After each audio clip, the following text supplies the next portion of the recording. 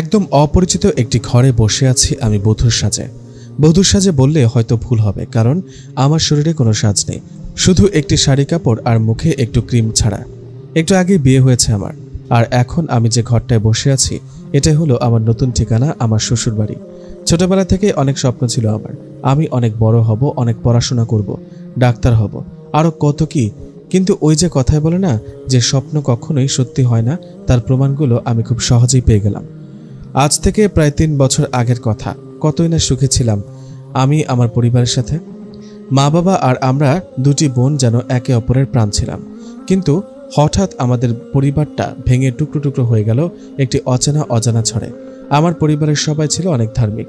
আমার বাবা একজন হুজুর আর মা অনেক ছেলে মেয়েকে বিনা পয়সায় কোরআন শিখিয়েছেন।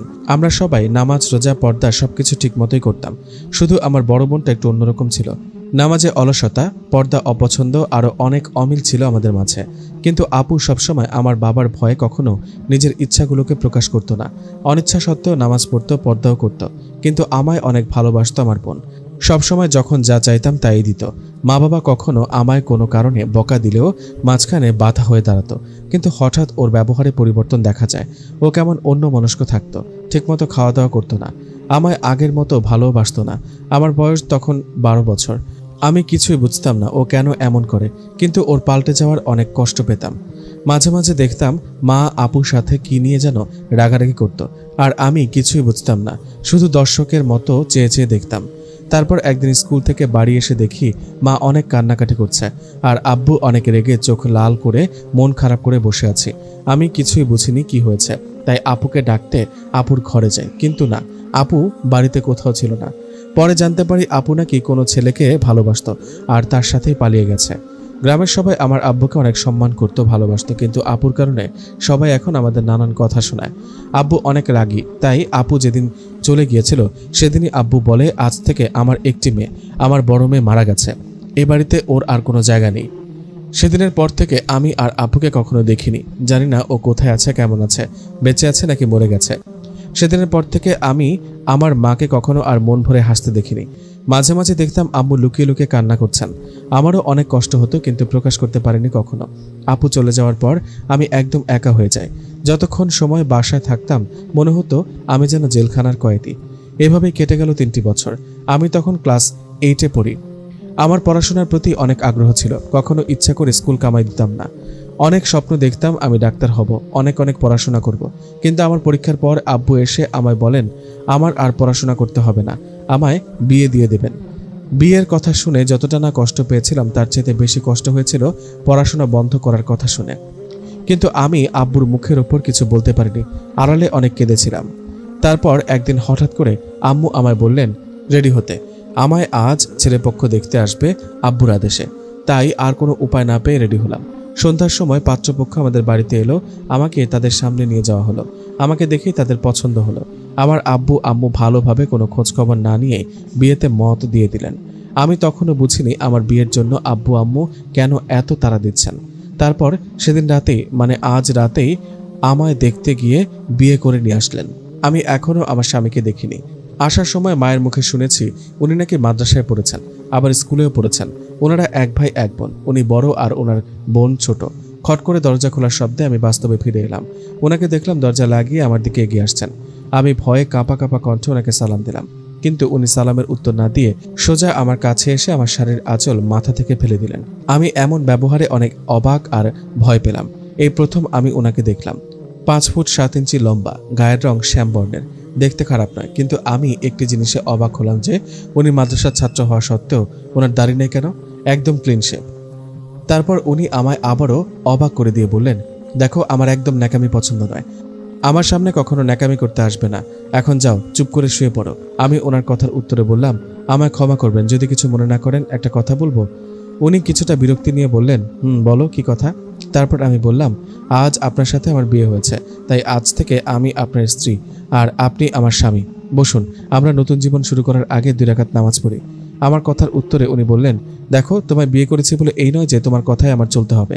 আমার ঘুম পেয়েছে, আমি ঘুমাবো, তুমি যা খুশি করো কে। এই কথাগুলো বলে উনি শুয়ে পড়লেন। আমি ওনার এমন আচরণে অনেক কষ্ট পেলাম, কিন্তু কিছুই বললাম না।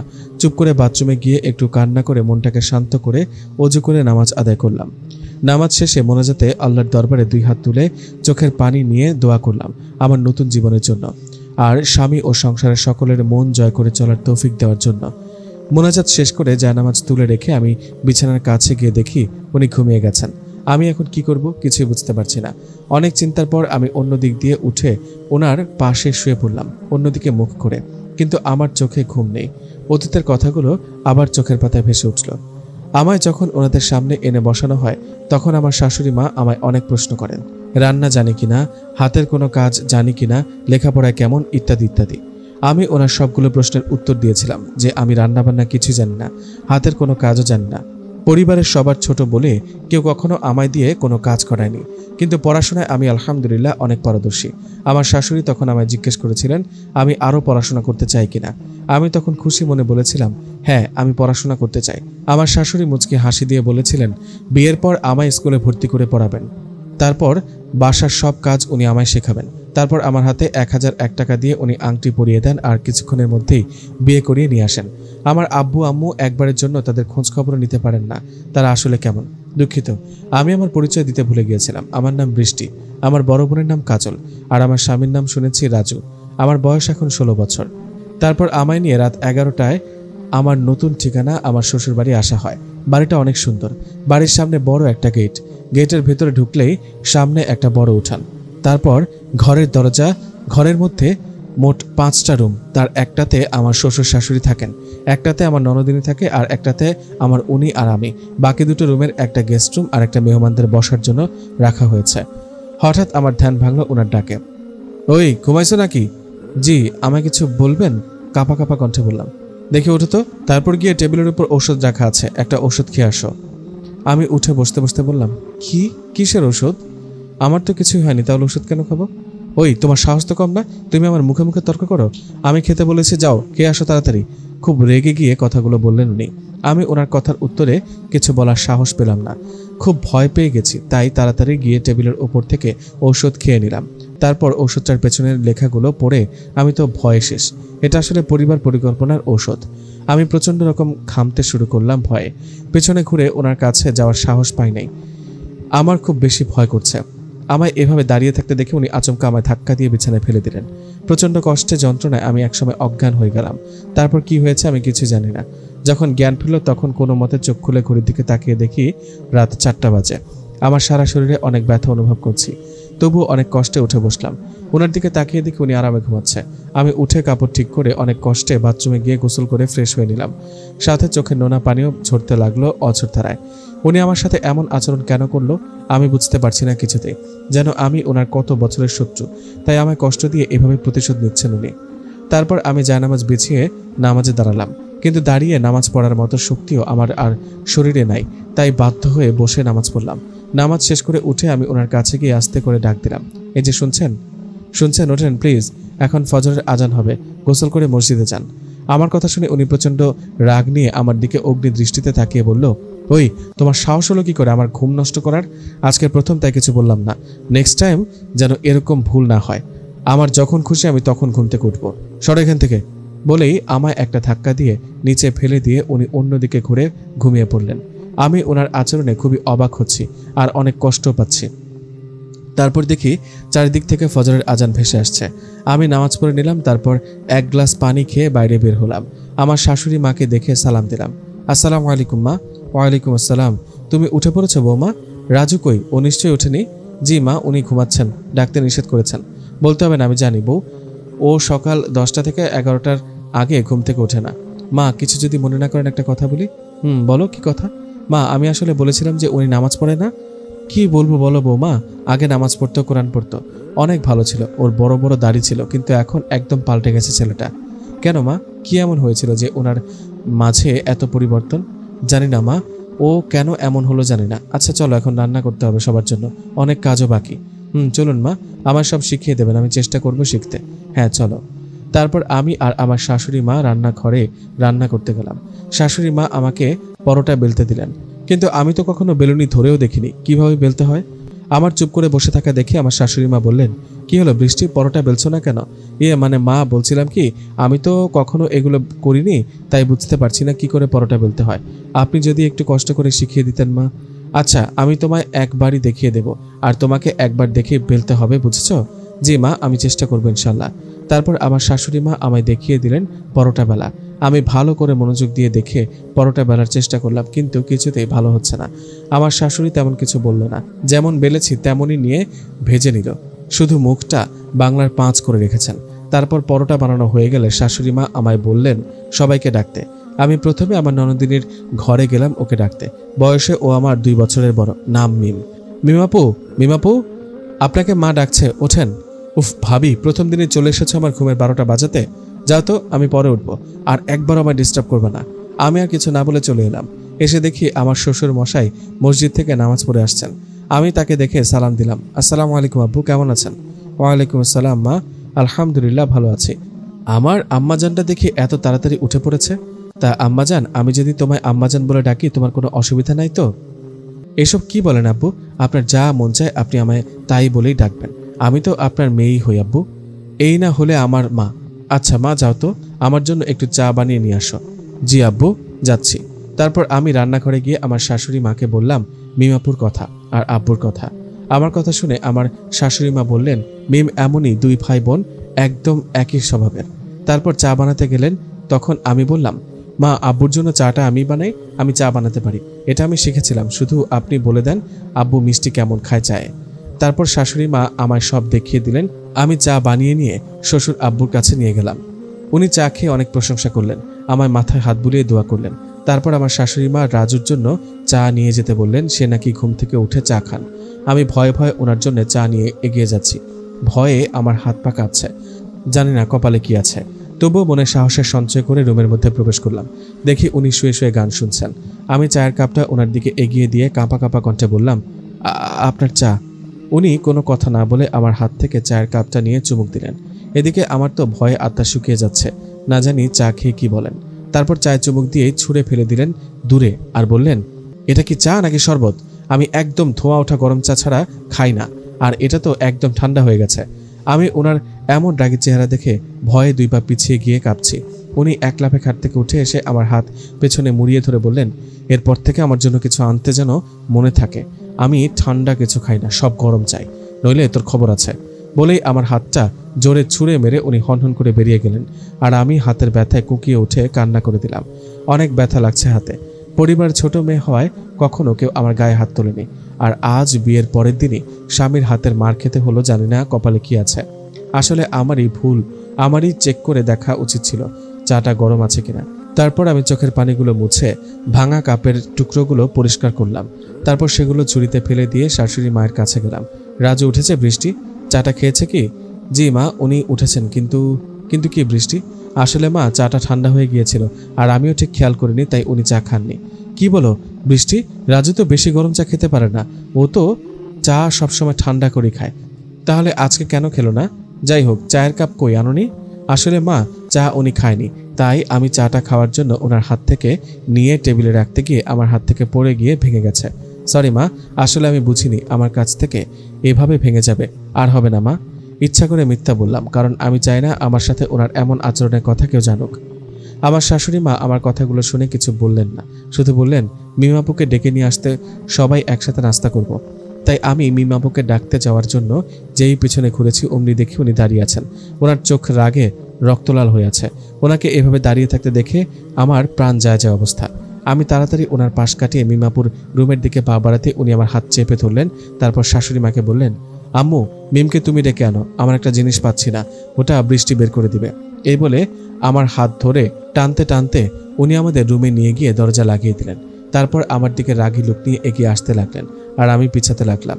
একসময় আমি দেওয়ালের সাথে আটকে গেলাম। তারপর উনি আমার একদম সামনে এসে ওনার হাত দিয়ে আমার গাল দুটি অনেক শক্ত করে চেপে ধরে দাঁতে দাঁত চেপে বলতে লাগলেন, ওই তোর সমস্যা কি? তুই আম্মুর কাছে মিথ্যা বললি কেন? ভালো শাস্তে চাস তাই না? সবার কাছে ভালো হওয়ার খুব শখ তোর, তাই না? এবার দেখ তোকে আমি কিভাবে সবার কাছে খারাপ বানাই, দেখবি। ওনার কথার উত্তরে আমি কিছুই বলতে পারছি না, শুধু 2 চোখ দিয়ে অঝোর ধারায় পানি গড়িয়ে পড়ছে। আমার চোখে পানি দেখে উনি আমাকে ছেড়ে দিয়ে টেবিলের ওপর থেকে গ্লাস নিয়ে আছাড় মেরে ভেঙে রুম থেকে বেরিয়ে গেলেন। আর আমি ওখানে বসে বসে কাঁদতে লাগলাম। আমি কিছুতেই বুঝতে পারছি না উনি কেন এমন করছেন আমার সাথে, আমি ওনার কি ক্ষতি করেছি। তারপর উঠে বাথরুমে গিয়ে মুখে একটু পানি দিয়ে বাইরে বের হলাম। আর তখনই দেখি আমার শাশুড়ি মা আমায় ডাকতে রুমে এসেছেন। রুমে গ্লাস ভাঙা দেখে উনি বললেন, এ কি বৃষ্টি, গ্লাসটা এভাবে ভাঙলো কি করে? আসলে মা খুব পানি পিপাসা পেয়েছিল, তাই তাড়াতাড়ি পানি খেতে গিয়ে হাত ফসকে পড়ে গেছে। সরি মা, আমায় ক্ষমা করবেন। একটু কি দেখে শুনে কাজ করতে পারো না বাপু? সকাল সকাল দুটি জিনিস ভাঙলে। এই বলে শাশুড়ি মা মুখ বাঁকা করে রুম থেকে চলে গেলেন। আর আমি একটা দীর্ঘশ্বাস ফেলে কাঁচের টুকরোগুলো পরিষ্কার করলাম। তারপর সবাই সকালের নাস্তা শেষ করলাম। দুপুরে আমার বাড়ি থেকে সবাই আমায় নিতে এলো। আজ আমায় আর ওনাকে নিয়ে যাবেন আমাদের বাড়ি। আবার 2 দিন পর এই বাড়ির লোকেরা গিয়ে আমাদের নিয়ে আসবেন অনেক দিনের জন্য। দুপুরে রান্নার জন্য আমি আমার শাশুড়ির সাথে অনেক কাজে হেল্প করলাম। রান্নাবান্না শেষ হলে সব গুছিয়ে রাখলাম টেবিলে। তারপর ফ্রেশ হয়ে বসে রইলাম আব্বু আসার অপেক্ষায়। দুপুরে আমার বাড়ি থেকে আব্বু, খালা, খালু, ফুপা, ফুপু, ফুপাতো ভাই বোন সবাই এলো আমায় নিতে। তারপর খাওয়া দাওয়া শেষ করে আমায় আর ওনাকে নিয়ে রওনা হলাম বাড়ির উদ্দেশ্যে। এর মধ্যে আর ওনার সাথে আমার কোনো কথা হয়নি। আমি শুধু চিন্তা করছি আমার বাড়িতে গিয়ে উনি না জানি কি করেন, সবার সাথে কেমন আচরণ করেন। মনে মনে আল্লাহর কাছে অনেক দোয়া করছি। তারপর আমার বাড়ি এসে পৌঁছালাম। আমি শুধু চিন্তা করছি আমাদের বাড়িতে গিয়ে উনি না জানি সবার সাথে কেমন আচরণ করেন, আর মনে মনে আল্লাহর কাছে অনেক দোয়া করছি। তারপর আমরা আমাদের বাড়িতে পৌঁছে গেলাম। উনি আসার সময় অনেক বড় একটা রুই মাছ, মিষ্টি, পান সুপারি এগুলো নিয়ে আসলেন, সাথে অনেক ফলমূলও আছে। তারপর বাড়িতে ঢুকেই উনি আমার আম্মুকে সালাম করলেন। তারপর জিজ্ঞেস করলেন, কেমন আছেন আম্মু? আমি ওনার এত সুন্দর রূপ দেখে শুধু অবাকই হচ্ছি, একটা মানুষ কিভাবে 2 রকম হতে পারে। তারপর উনি সবার সাথে অনেক সম্মান দিয়ে হেসে হেসে কথা বললেন। আমার কথা অনেক বললেন সুনাম করে, যেন আমাদের মাঝে কত মিল। আমি ওনার এমন আচরণ দেখে অনেক আনন্দিত হচ্ছি। না জানি উনি ওনার ভুল বুঝতে পেরেছেন, উনি আমায় আর হয়তো কষ্ট দিবেন না ভেবেই অনেক ভালো লাগছে আমার। তারপর অনেক গল্প করে সময় কাটলো সবার, কিন্তু এর মাঝে আমার সাথে ওনার একবারও কথা হয়নি, শুধু কয়েকবার চোখাচোখি হয়েছে। আর যতবারই চোখাচোখি হয়েছে উনি একটা রহস্যময় হাসি দিয়েছেন, যে হাসির রহস্য আমি কিছুই বুঝতে পারিনি। তারপর সবাই রাতের খাওয়া দাওয়া শেষ করে যার যার রুমে ঘুমোতে গেলাম। আমায় আর ওনাকে আমার রুমে যেতে বলল আম্মু। আমি কোনো কিছু না বলে আমার রুমে চলে আসলাম। সাথে প্রচণ্ড ভয়ও কাজ করছে, না জানি উনি আজ কেমন আচরণ করেন আমার সাথে। আমি রুমে আসার কিছুক্ষণ পর উনিও রুমে এলেন আর এসেই দরজা লাগিয়ে দিলেন। তারপর জোরে ফ্যান চালিয়ে দিলেন, যেন ফ্যানের শব্দের কারণে আমাদের কথার শব্দ বাইরে না যায়। তারপর উনি সেই রহস্যময় হাসি দিয়ে আমার দিকে এগোতে লাগলেন আর আমি পিছাতে লাগলাম। একসময় আমি দেওয়ালের সাথে আটকে গেলাম আর উনি জোরে একটা হাসি দিয়ে আমার গাল শক্ত করে চেপে ধরলেন আর দাঁতে দাঁত চেপে বলতে লাগলেন, কি ভেবেছিস তুই যে আমি তোকে ভালোবাসবো? এই রাজু ভালোবাসবে তোকে? অসম্ভব। বাইরে তো নাটক করলাম যাতে কেউ টের না পায় তোর সাথে আমি কেমন আচরণ করি। আমি কোনোদিন তোকে ভালোবাসবো না, তুই তো শুধু আমার ভোগের সামগ্রী মাত্র। ওনার কথাগুলো শুনে আমি যেন আকাশ থেকে পড়লাম। আমার চোখ দিয়ে অঝোর ধারায় পানি পড়ছে। কিন্তু না, আমায় এভাবে চুপ করে থাকলে হবে না, আমায় জানতে হবে কি করেছি আমি, উনি কেন এমন করেন আমার সাথে। তাই চোখ মুছে ওনাকে জিজ্ঞেস করলাম, কি ক্ষতি করেছি আমি আপনার? কি এমন দোষ আমার? কেন করছেন আমার সাথে এমন? উত্তর দিন। কেন বিয়ে করেছেন আমায়? জবাব দিন আমায়। যদি এভাবে কষ্টই দিবেন তাহলে কেন বিয়ে করেছেন আমায় বলুন। আমি আর সহ্য করতে পারছি না। আমার কথার উত্তরে উনি দাঁতে দাঁত চেপে বললেন, ওই বাপের বাড়িতে এসে তোর অনেক সাহস হয়েছে না? কি ভেবেছিস তুই তোর বাপের বাড়ি আছে বলে তুই যা প্রশ্ন করবি আমি তারই উত্তর দেব তোকে? কখনো না, আমি তোকে কখনোই ভালোবাসবো না। সারা জীবন এমনভাবেই কষ্ট দিব তোকে। মেয়ে মানুষ আমি ঘৃণা করি। এই কথাগুলো বলেই উনি আমার আঁচল টেনে ফেলে বিছানায় ধাক্কা দিয়ে ফেলে দিলেন। তারপর শুরু করলেন আমার ওপর পশুর মতো আচরণ। আমি সহ্য করতে না পেরে একসময় জ্ঞান হারালাম। যখন জ্ঞান ফিরল তখন দেখি আমি ফ্লোরে পড়ে আছি, গায়ের কাপড় কিচ্ছু ঠিক নেই, শরীরে এক ফোঁটাও শক্তি নেই, যেন অবশ হয়ে গেছে সারা শরীর। অনেক কষ্টে আস্তে আস্তে উঠে বসলাম। তারপর বিছানায় তাকিয়ে দেখি উনি মহা আরামে ঘুমাচ্ছেন। ঘড়িতে দেখি ভোর 5টা বাজে।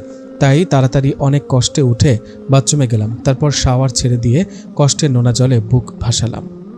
অনেক কষ্ট হচ্ছে আমার, আর সাথে অনেক রাগও হচ্ছে মা বাবার ওপর। তারা কেন এমন করলেন আমার সাথে?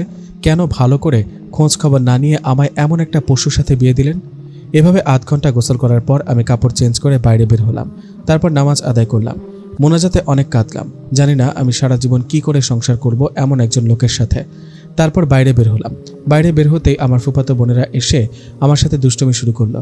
আমি সবার সাথে হেসে হেসে কথা বলছি, কারণ আমি চাই না কেউ জানুক আমার আর ওনার ব্যাপারে। যতই হোক উনি আমার স্বামী। আম্মু চা বানিয়ে আমার হাতে এনে দিলেন, তারপর বললেন ওনাকে গিয়ে দিয়ে আসতে। আমার আর সাহস নেই একা ওনার কাছে যাওয়ার, তাই বুদ্ধি করে আমার ফুফাতো বোনকে সাথে নিয়ে গেলাম চা দিতে। গিয়ে দেখে উনি ঘুম থেকে উঠেছেন, আমার শাশুড়ি মায়ের সাথে ফোনে কথা বলছেন। আমাদের দেখে উনি বললেন, আচ্ছা আম্মু এখন ফোনটা রাখি, বৃষ্টি চা নিয়ে এসেছে আমার জন্য, পরে কথা হবে আবার। তারপর আমার হাত থেকে চায়ের কাপটা নিয়ে উনি চাতে চুমুক দিয়ে বললেন, বুঝলে আফসিয়া, আফসিয়া আমার ফুফাতো বোনের নাম।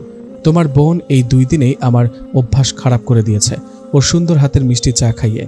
মুখে সেই রহস্যময় হাসি নিয়ে কথাগুলো বললেন উনি। ওনার কথা শুনে আমার কাজিন বজ্জাত আসফিয়া তো হেসেই শেষ, যেন ওরে কেউ বিয়ের প্রস্তাব দিয়েছে। তারপর ফাজিল আসফিয়া বলল, আহা গো আমার দুলা ভাইটা, 2 দিনেই আমার বোনটার প্রেমে হাবুডুবু খাচ্ছে গো, কি ভালোবাসা, দেখে হিংসা হয় গো। আমার বজ্জাত আসফিয়ার কথাগুলো শুনে মনে মনে তার ছেলের হাসি এলো। ভালোবাসা সেটা বোধ হয় আমার জন্য নাই কারো কাছে, একমাত্র আল্লাহ ছাড়া। তারপর উনি চা খাওয়া শেষ করে বাথরুমে ঢুকলেন ফ্রেশ হতে। আমি আসফিয়াকে নিয়ে বাইরে আসছি, আর বজ্জাতটা আমার মাথা খাচ্ছে শয়তানি করে করে। ওর আর দোষ কি? ও তো আর জানে না ওর বোনটা আসলে কতটা কষ্টে আছে, জানলে কখনোই এমন করতো না। আসলে আসফিয়া আমার ছোটবেলা থেকেই খেলার সাথী, আমায় অনেক ভালোবাসে ওকে আমি অসম্ভব ভালোবাসি, তাই ওর আনন্দ দেখে আমারও আনন্দ লাগছে। আমি যেন ভুলেই গেছি রাতের কথা। হঠাৎ বজ্জাত আসফিয়াটা বলে উঠল, ওই আপু, ওই তোমার গালে এটা কিসের দাগ গো, দেখি দেখি। এ বলে আমার গালে হাত দিতে গেল, আর আমি পিছিয়ে গেলাম, কারণ আমার গালে প্রচণ্ড ব্যথা। কিন্তু আমি এটা কাউকে বুঝতে দিতে চাই না। আমার পিছিয়ে যাওয়া দেখে ফাজিলটা বলে উঠল, ওহো বুঝেছি বুঝেছি, আমার দুলা ভাইয়ের ভালোবাসার দাগ ওটা। ওর কথা শুনে আমার বুকের মাঝে চিনচিন ব্যথা অনুভব হলো। ভালোবাসা? আমি তো ওনার জীবনের বড় শত্রু মনে হয়, আর ভালোবাসা সেটা আবার কি, মনে মনে বললাম। তারপর আম্মুর ডাকে আমার ধ্যান ভাঙল। বৃষ্টি, এই বৃষ্টি, কত বেলা হয়েছে দেখেছিস? জামাই বাবাজিকে নিয়ে সকালের খাবার খেতে আয়, যা তাড়াতাড়ি ডেকে নিয়ে আয়, আমি খাবার রেডি করছি টেবিলে। আম্মুর কথার উত্তরে আমি শুধু মাথা ঝাঁকিয়ে সায় দিলাম। তারপর আসফিয়াকে বললাম, ওই আপু, আমার সাথে একটু চলো না, তোমার দুলাভাইকে ডেকে আনি। আমার কথার উত্তরে বজ্জাতটা বলল, এই স্বামী হলো ওনার, আর ডাকতে যাব আমি? আমি তো আমার জানেমান স্বামীকে ডাকতে যাব, তোমার বর তুমি ডাকো গিয়ে। আর তাছাড়া আমি কারো মাঝে কাবাব মে হাড্ডি হতে চাই না। বজ্জাতটার কথা শুনে গা জ্বলে যায়, এত দুষ্ট হয়েছে না কি বলবো। অবশ্য ওরই বা দোষ কি, আমিও তো ওর সাথে এমনই করি। তারপর আর কোনো কথা না বলে আমি ওনাকে ডাকতে রুমের দিকে পা বাড়ালাম। রুমে গিয়ে দেখি উনি ফ্রেশ হয়ে এসে শুয়ে শুয়ে কানে হেডফোন গুঁজে গান শুনছেন। আমি ওনাকে কয়েকবার ডাক দিলাম, এই যে শুনছেন, আম্মু আপনাকে খেতে ডাকছে, শুনেছেন? উনি কানে হেডফোন থাকার কারণে হয়তো আমার কোনো কথাই শুনতে পাচ্ছে না, তাই উত্তরও দিচ্ছে না, আর চোখ বন্ধ করে আছে বলে বুঝতেও পারছে না আমি কিছু বলছি। তাই বাধ্য হয়ে ওনার হাতে ধাক্কা দিলাম ভয়ে ভয়ে। তারপর বললাম, এই যে শুনছেন, আপনাকে আম্মু ডাকছে, কাঁপা কাঁপা কণ্ঠে বললাম। উনি আমার কথা শুনে কান থেকে হেডফোন খুলে বলল, চলো যাচ্ছি, স্বাভাবিকভাবেই বলল কথাটা। ওনার উত্তর শুনে আমি আর দেরি না করে তাড়াতাড়ি পা চালালাম দরজার দিকে। তখনই উনি আমার পেছন থেকে হাত ধরে এক টানে দেওয়ালের সাথে চেপে ধরে বললেন, তখন কি বলেছিলে জানো? আমার শালিকা আসফিয়াকে তোমার গালে ওটা আমার আদর ভালোবাসার দাগ, তাই না? ওনার কথা শুনে আমি বড় বড় করে ওনার দিকে তাকিয়ে কাঁপা কাঁপা কণ্ঠে বললাম, কই, আমি তো এমন কিছু বলিনি। ওই ফাজিল আসফিয়াটা এমন উল্টাপাল্টা বকছিল, কিন্তু আপনি জানেন কি করে? আমার কথার উত্তরে উনি কিছু বলল না, শুধু একটা রহস্যময় হাসি দিয়ে দরজা দিয়ে বেরিয়ে চলে গেল। আর আমি ওনার চলে যাওয়ার দিকে অবাক হয়ে চেয়ে রইলাম। কি হলো কিছুই বুঝলাম না, তবে ওনার হাসিটা আমায় অনেক ভাবালো। খাবার টেবিলে উনি বলে উঠলেন, আম্মু আমার কিছু কথা ছিল। আম্মু ওনার কথা শুনে বলল, বলো বাবা, কি কথা? খাওয়াটা শেষ করে বলো। উনি বলল, সমস্যা নেই আম্মু, আসলে আমি আজকে বৃষ্টিকে নিয়ে চলে যেতে চাইছি। কাল থেকে অফিসে জয়েন করতে হবে তো, তাই। কিন্তু বাবা, তোমরা তো মাত্র কালই এলে, আজকে চলে যাবে মানে? ঠিক আছে, আমি তোমায় আটকাবো না, কিন্তু আজকে এখানে থেকে কাল সকালে যেও বৃষ্টিকে নিয়ে, কেমন? আমি কিন্তু কোনো না শুনবো না। ঠিক আছে আম্মাজান, তাই হবে। আমি এখান থেকে কালই যাব বৃষ্টিকে নিয়ে, কিন্তু হ্যাঁ, খুব ভোরে। আচ্ছা, সে দেখা যাবে পরে, এখন চুপচাপ খেয়ে নাও তো। আমি এতক্ষণ চুপচাপ, আর আম্মু ওনার কথা শুনছিল। আমার যেন কেমন লাগছে ওনার কথা শুনে, কারণ আমি যতদূর জানি ওনার এখনও 7 দিন ছুটি আছে অফিসের। তাহলে উনি মিথ্যা কেন বলল? আম্মুকে সত্যিটা বলতে হতে পারছি না, আবার অনেক ভয়ও করছে। তারপর খাওয়া দাওয়া শেষ করে উনি সবার সাথে অনেক আনন্দ করে হাসাহাসি করে কাটালেন সারাটা দিন। এর মাঝে আমার সাথে ওনার কোনো কথা হয়নি, শুধু চোখাচোখি হয়েছে কয়েকবার। আর যতবারই চোখাচোখি হয়েছে ততবারই উনি কেমন যেন করে আমার দিকে তাকিয়েছিল। আমি খুব ভয় পেয়েছি ওনার চাহনিতে। সারাদিন ভালোভাবে কেটে গেল আমার। আমি ভুলেই গেলাম ওনার খারাপ আচরণের কথা। তারপর রাতে সবাই খাওয়া দাওয়া শেষ করে যার যার রুমে চলে গেলাম। আমি যাওয়ার আগে উনি রুমে গিয়েছেন, তাই আমি একটু ভয়ে ভয়ে রুমে ঢুকলাম। রুমে ঢুকে দেখি উনি রুমে নেই, তাই বাথরুমের কাছে গিয়ে বোঝার চেষ্টা করলাম উনি বাথরুমে কিনা। আমি যখনই বাথরুমের সামনে গিয়ে দাঁড়ালাম অমনি উনি দরজা খুলে বের হলেন। আমি আচমকা ওনাকে বাথরুম থেকে বের হতে দেখে ভয় পেয়ে পড়ে যেতে নিলাম, আর অমনি উনি আমার হাত ধরে ফেললেন। তারপর বললেন, কি বউ, আমাকে ছাড়া একা ঘরে ভালো লাগছে না, তাই আমার কাছে বাথরুমেই চলে এসছো? মুখে সেই রহস্যময় হাসি। আমি ওনার কথা শুনে সোজা হয়ে দাঁড়িয়ে কাঁপা কাঁপা কণ্ঠে বললাম, আমি আসলে আসলে আমি বাথরুমে আমার কথা শেষ হওয়ার আগে উনি বলে উঠলেন, আর বলতে হবে না সোনা, আমি বুঝেছি তো, তুমি আমায় ছাড়া একা থাকতে পারছো না বেবি। ওনার এমন আচরণ দেখে কেন জানি না আমার খুব ভয় হতে লাগলো। জানি না উনি কেন এমন করছেন আমার সাথে, তবে বুঝতে পারছি এগুলো সব ওনার অভিনয়। আমি আর কোনো কিছু না বলে সোজা বাথরুমে ঢুকে গেলাম। তারপর বাথরুমের দরজা লাগিয়ে ভয়ে কাঁপতে লাগলাম। একটু পর বাথরুম থেকে বের হয়ে দেখি উনি ঘুমিয়েছেন। আমি ওনাকে ঘুমোতে দেখে অনেক খুশি হলাম মনে মনে। তারপর পা টিপে টিপে আস্তে আস্তে খাটের অন্য পাশে গিয়ে আস্তে করে শুয়ে পড়লাম। কখন ঘুমিয়ে পড়েছি জানি না, কিন্তু যখন ঘুম ভাঙলো তখন আমি অবাক হয়ে গেলাম, কারণ আমি ঘুম থেকে উঠে তাকিয়ে দেখি আমি ফ্লোরে শুয়ে আছি আর উনি আরামে বিছানায় ঘুমোচ্ছেন। আমি চিন্তায় পড়ে গেলাম, কারণ আমি তো উপরে ঘুমিয়েছিলাম, নিচে কি করে এলাম? তারপর বুঝলাম হয়তো উনি আমাকে এখানে শুয়ে দিয়েছেন। মনে মনে একটু খুশি হলাম যে আজকের মতো অন্তত ওনার পশুর উপরে হাত থেকে রক্ষা পেয়েছি। তারপর তাড়াতাড়ি উঠে বাথরুমে গিয়ে ফ্রেশ হয়ে উজু করে বের হলাম। তারপর ফজরের নামাজ আদায় করলাম।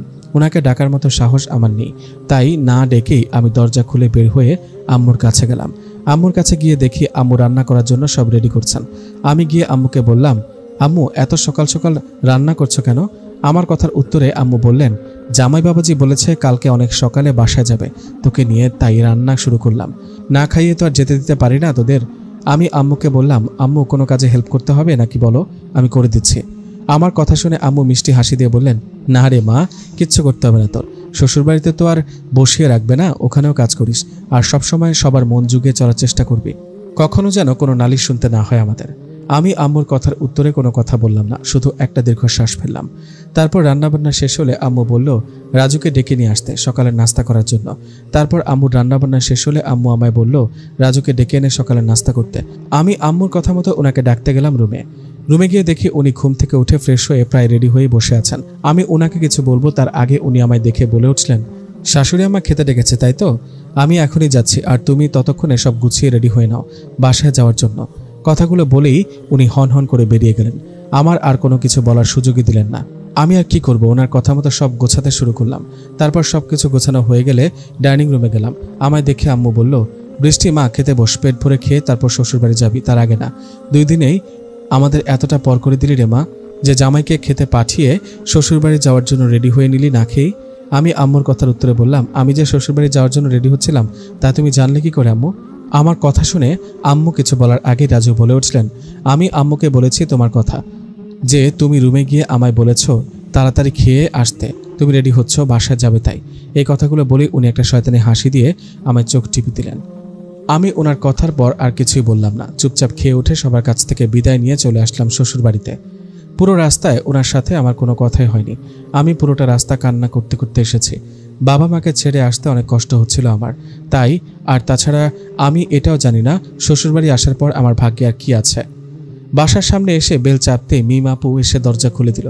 আমি মিমাপুকে দেখে সালাম দিলাম, তারপর জিজ্ঞেস করলাম, কেমন আছো? আমার কথার উত্তরে মিমাপু শুধু বলল, ভালোই, বলেই মুখে বাঁকা করে চলে গেল।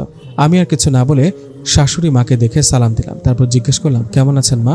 শাশুড়ি মা বলল, এই তো আছি ভালোই। তারপর সবার সাথে কম বেশি কথা বলে আমি নিজের রুমের দিকে পা বাড়ালাম। আমি আসার অনেক আগেই উনি রুমে এসেছেন। রুমে গিয়ে দেখি উনি শুধু চুপ করে বসে কি যেন ভাবছেন। আমি ওনাকে কিছু না বলে রুমে এসে যেই না বাথরুমের দিকে পা বাড়িয়েছি অমনি উনি এসে আমার হাত ধরে টান দিয়ে দেওয়ালে চেপে ধরে বললেন, ওই তোর সাহস খুব বেশি হয়েছে তাই না? বড্ড বার বেড়েছিস তুই। বাবার বাড়ি গিয়ে তো তোকে একদম অন্যরকম লাগছিল, কি হাসি খুশি। তোর সব হাসি আজ আমি বের করব বলেই মিথ্যে বলে তোকে নিয়ে এসেছি বাসায়, বলেই আমায় আরও জোরে চেপে ধরলেন উনি দেওয়ালের সাথে। আমি আর সহ্য করতে না পেরে ওনাকে শরীরের সব শক্তি দিয়ে ধাক্কা দিয়ে সরিয়ে দিলাম। তারপর কান্না করতে করতে বললাম, আমি কি করেছি? কি অপরাধে আমাকে এভাবে কষ্ট দিচ্ছেন? কি ক্ষতি করেছি আমি আপনার? আমি আর সহ্য করতে পারছি না। আমায় যদি আপনি সহ্য করতে নাই পারেন তাহলে কেন বিয়ে করেছেন আমায়? তাড়িয়ে দিন আমায়, আমি আর থাকতে চাই না এখানে। আমার কথা শুনে উনি তেড়ে এলেন আমার দিকে। তারপর আমার চুলের মুঠি ধরে বিছানায় ধাক্কা দিয়ে ফেলে দিলেন আর পিঠের ওপর কয়েকটা কিল ঘুষি মেরে রুম থেকে বেরিয়ে গেলেন। আমি ওনার মার খেয়ে আর সহ্য করতে না পেরে জ্ঞান হারালাম। কতক্ষণ জ্ঞান ছিল না আমার আমি জানি না। যখন জ্ঞান ফিরল তখন তাকিয়ে দেখি আমার পাশে আমার শাশুড়ি মা বসে আছেন মুখ বাঁকা করে, আর শ্বশুর মশাই দাঁড়িয়ে আছেন পাশে। আমার জ্ঞান ফেরা দেখে শ্বশুর মশাই বললেন, আম্মা জান, কি হয়েছে তোমার? তুমি এমন জ্ঞান হারালে কি করে? আমি অফিস থেকে এসে দেখি ডাক্তার তোমায় দেখে গেলেন। কি হয়েছে মা? রাজু কিছু করেছে কি? মেরেছে তোমাকে? আমায় সত্যি করে বলো সব। শ্বশুর মশাইয়ের কথার উত্তরে আমি কিছু বলার আগে আমার শাশুড়ি বলে উঠলেন, রাজু আবার কি করবে শুনি? আমার রাজুর মতো ছেলেই হয় নাকি? কি জানি কি করেছে এই মেয়েটা ওদের বাড়িতে নিয়ে গিয়ে আমার রাজুকে, তাই তো ও এত রেগে আছে। কি অলক্ষণে মেয়েকে বউ করে এনেছে রে বাবা, আসার পর থেকে কিছু না কিছু করেই চলেছে। এই কথাগুলো বলে শাশুড়ি মা আমার শ্বশুরকে জোর করে রুম থেকে নিয়ে চলে গেলেন। আমি আমার শাশুড়ির কথাগুলো শুনে যেন বাকরুদ্ধ হয়ে গেলাম। কি বললেন উনি? আমি ওনার ছেলের সাথে কিছু করেছি? আমি অপয়া? কষ্টে বুকটা ছিঁড়ে যাচ্ছে আমার। এ কোথায় পাঠালো আমার মা, আমার বাবা? আমি এখানে সারা জীবন কি করে থাকবো? রাতে অনেক জ্বর এলো আমার। জ্বর আর শরীরের ব্যথায় আমার বিছানা ছেড়ে ওঠার ক্ষমতাও নেই। থরথর করে কাঁপছি আমি, কথা বলতে পারছি না। এমন অবস্থায় উনি আমার সাথে একটু দয়া না দেখিয়ে পশুর মতো ঝাঁপিয়ে পড়লো আমার উপর। আমি আর সহ্য করতে পারলাম না, তাই আবারও জ্ঞান হারালাম। যখন জ্ঞান ফিরল তখন নিজের দিকে তাকিয়ে দেখি শরীরের কাপড় কিছুই ঠিক নেই, আর সারা শরীর অসম্ভব ব্যথা। আমি অনেক কষ্টে উঠে বাথরুমে গিয়ে শাওয়ার ছেড়ে কান্না করতে শুরু করলাম। অনেকক্ষণ কান্না করার পর ফ্রেশ হয়ে বের হলাম। তারপর টেবিলে রাখা খাবার দেখে আর সহ্য করতে না পেরে সব খাবার খেয়ে নিলাম। তারপর ওষুধ খেলাম। এখন একটু ভালো লাগছে, কিন্তু শরীরের ব্যথা এখনো আছে। 1 মাস পর আমি আব্বুর বাসা থেকে শ্বশুর বাড়ি এসেছি। আজ 1 মাস হলো। এই 1 মাসে বদলে গেছে অনেক কিছুই, বদলে গেছি আমিও। আমি ভুলে গেছি আগের মতো মন খুলে হাসতে, ভুলে গেছি সবসময় হাসি খুশি থাকতে, ভুলে গেছি একটু শান্তিতে ঘুমোতে, ভুলে গেছি পেট ভরে একটু খাবার খেতে। চেহারায় এসেছে নানা রকম অসুস্থতার ছাপ, চোখের নিচে পড়েছে কালি, মুখখানা শুকিয়ে চেহারা নষ্ট হয়ে গেছে অনেকটাই। এগুলো হওয়ার অনেক কারণ আছে। কারণগুলো যেন অন্য কোনো মেয়ের সাথে এমন না হয়, সবসময় এই দোয়াই করি। 1 মাস আগে সেই দিন ওনার হাতের মার খাওয়ার পর থেকে প্রায় প্রতিদিনই আমার কপালে খাওয়ার চেয়ে স্বামীর হাতের মায়ের জুটেছে বেশি। তার সাথে রয়েছে শাশুড়ি আর ননদদের খোঁচা মারা কথা আর অসহ্য জ্বালাতন।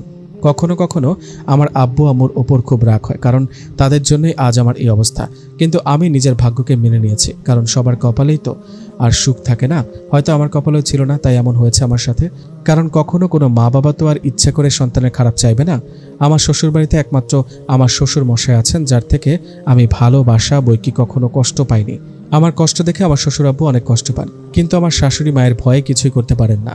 এই 1 মাসে আমার শাশুড়ি আর ননদ আমায় তাদের নতুন রূপ দেখিয়েছেন। আমাকে দেখলে কেউ বলবে না যে আমি এই বাড়ির বউ, সবাই ভাববে আমি যেন এই বাড়ির কাজের মেয়ে। আমার আব্বু আম্মু আমার এত কষ্টের ব্যাপারে এখনো কিছু জানেন না। আমি জানাইনি তাদের, কারণ তারা আমায় তাদের ঘাট থেকে নামিয়ে তাদের দায়িত্ব পালন করেছেন। এখন আমি আমার সংসারটাকে শত কষ্টেও আগলে রেখে নিজের কর্তব্য পালন করব ইনশাল্লাহ। সারাদিন শাশুড়ি ননদের কটু কথা আর কাজের মেয়ের মতো খাটানো, শেষে রাতে তাদের ছেলের অত্যাচার, মায়ের পশুর মতো আচরণের সাথে আমি যেন রোবট হয়ে মানিয়ে নিয়েছি সব। এই 1 মাস আমার কিভাবে কেটেছে তা শুধু আমি আর আমার শ্বশুর আব্বু জানেন। আমার শ্বশুর আব্বু আমার কষ্ট দেখে আমায় একদিন চুপ করে বললেন, বৃষ্টি মারে, তুই চলে যা মা, নইলে শেষ হয়ে যাবি তুই এই সকল অমানুষদের অত্যাচারে। তোর কষ্ট আমার আর সহ্য হয় না রে মা। তুই যদি বলিস তাহলে আমি তোর মা বাবাকে চুপ করে কল দিয়ে বলবো তোকে এই নরক থেকে নিয়ে যেতে। তোর এই কষ্ট আমি আর সহ্য করতে পারছি না রে মা। আমি আমার শ্বশুরের কথার উত্তরে মুচকি হেসে বলেছিলাম, আব্বু আপনি আমায় এখান থেকে চলে যেতে বলেছেন। আপনার কথা মতো যদি আমি চলেও যাই, কি গ্যারান্টি আছে আমার বলতে পারেন আব্বু? আমি হয়তো এদের হাত থেকে বাঁচার জন্য এখান থেকে চলে যাব। আমার কষ্টের কথা শুনে আমার আব্বু আম্মু আপনার ছেলের থেকে হয়তো আমায় ছাড়িয়ে নেবেন, কিন্তু তারপর কি হবে বলতে পারেন আব্বু? তারপর শুরু হবে আমার একটা অনিশ্চিত জীবন। আমি কি আর কখনো পারবো আমার সেই আগের জীবনে ফিরে যেতে? আর কখনো কি পারবো অন্য কারো ঘরের বউ হয়ে যেতে? পারবো না আব্বু। আমি আর কারো ঘরের বউ হয়ে যাওয়ার সাহসটুকু হারিয়ে ফেলেছি। আর তাছাড়া আমি যদি এখান থেকে চলেও যাই চিরদিনের মতো, তাহলে কতদিন আমার আব্বু আম্মু আমায় পুষবে বলতে পারেন আব্বু? হয়তো আমি যাওয়ার পরে 1 মাসও পার হবে না, তারা আমায় আবার বিয়ে দেবে অন্য কোনো ঘরে। আর আমি হয়তো বাধ্য মেয়ের মতো এই বিয়েটার মতো ওই বিয়েটাকেও মেনে নিব। কিন্তু তারপর যদি সেই শ্বশুরবাড়ির লোকেরা এই বাড়ির থেকেও আরও বেশি খারাপ হয়, তখন এই বাড়িতে এসে তবুও আমি আপনার মতো একজন বাবা পেয়েছি, কিন্তু ওখানে যদি তাও না পায় কি হবে বলতে পারেন আব্বু? আপনার ছেলে যেমনই হোক আব্বু, সে আমার স্বামী। আর আমি তার বিয়ে করা বউ। আমি কখনোই তাকে ছেড়ে যাব না, সে যেমনই হোক না কেন। আপনি শুধু আমার জন্য দোয়া করবেন আব্বু। আমি যেন আপনার ছেলের মনে আমার জন্য ভালোবাসা সৃষ্টি করতে পারি, সবার মন জয় করতে পারি। আর কিছু চাওয়ার নাই আমার। আমার কথাগুলো এতক্ষণ আমার শ্বশুর আব্বু চুপ করে মন দিয়ে শুনছিলেন। তারপর আমার মাথায় হাত বুলিয়ে কান্না করে বললেন, মারে, আমি মন থেকে তোর জন্য দোয়া করি রে মা। আল্লাহ যেন তোর মনের সকল আশা পূরণ করে। তুই ভাবিস না রে মা, ইনশাআল্লাহ আল্লাহ তোর এই ধৈর্যের ফল তোকে অবশ্যই দিবেন। আর এ বাড়ির সকলেও বুঝবে তোর মর্যাদা। এই কথাগুলো বলে আব্বু চলে যান। এতক্ষণ জানালার পাশে দাঁড়িয়ে ভাবছিলাম এই কথাগুলো। হঠাৎ রুমের মধ্যে কিছু ভাঙার শব্দে ধ্যান ভাঙলো আমার। আমি জানালার দিক থেকে চোখ সরিয়ে রুমের দিকে তাকিয়ে দেখি রাজু একটা কাঁচের গ্লাস ভেঙে আমার দিকে বড় বড় চোখ করে তাকিয়ে আছে। ওর চোখ থেকে যেন আগুন বের হচ্ছে। ওর এমন চাহনি দেখে আমার গলা শুকিয়ে গেল। আমি বুঝতে পারছি না কি হলো, হঠাৎ উনি এমন করছেন কেন। আমি গুটি গুটি পায়ে একটু এগিয়ে এসে ওনাকে ভয়ে ভয়ে জিজ্ঞেস করলাম, কি হয়েছে আপনার? গ্লাসটা ভাঙলেন কেন এইভাবে? কাঁপা কাঁপা কণ্ঠে বললাম। আমার কথার উত্তরে উনি আমার দিকে ধেয়ে এসে একটা থাপ্পড় মারলেন। আমি ওনার থাপ্পড় খেয়ে তাল সামলাতে না পেরে সেই ভাঙা গ্লাসটার উপরে গিয়ে পড়লাম। আর একটা কাঁচের টুকরো আমার ডান হাতে বিঁধে গেল। সাথে সাথে আমি আল্লাহ গো বলে কান্না করতে শুরু করলাম। আর উনি রুম থেকে হনহন করে বেরিয়ে চলে গেল। আমি কিছুই বুঝলাম না উনি কেন এমন করলেন আমার সাথে। কি বা করেছি আমি? উনি চলে যাওয়ার একটু পরেই আমার শাশুড়ি রুমে ঢুকলেন। তারপর আমায় বসে বসে কান্না করতে দেখে বললেন, এই মেয়েটাকে যখন দেখো তখনই কিছু না কিছু একটা করবেই। গ্লাসগুলো যেন ওর বাপের বাড়ি থেকে নিয়ে এসেছে, যে যখন ইচ্ছা ভাঙবে। আবার ঢং দেখেও বাঁচে না বাপু। আমার এত সুন্দর গ্লাসটা ভেঙে আবার কান্না করছে। এই কথাগুলো বলেই শাশুড়িমা মুখ ভেঙচি দিয়ে চলে গেলেন।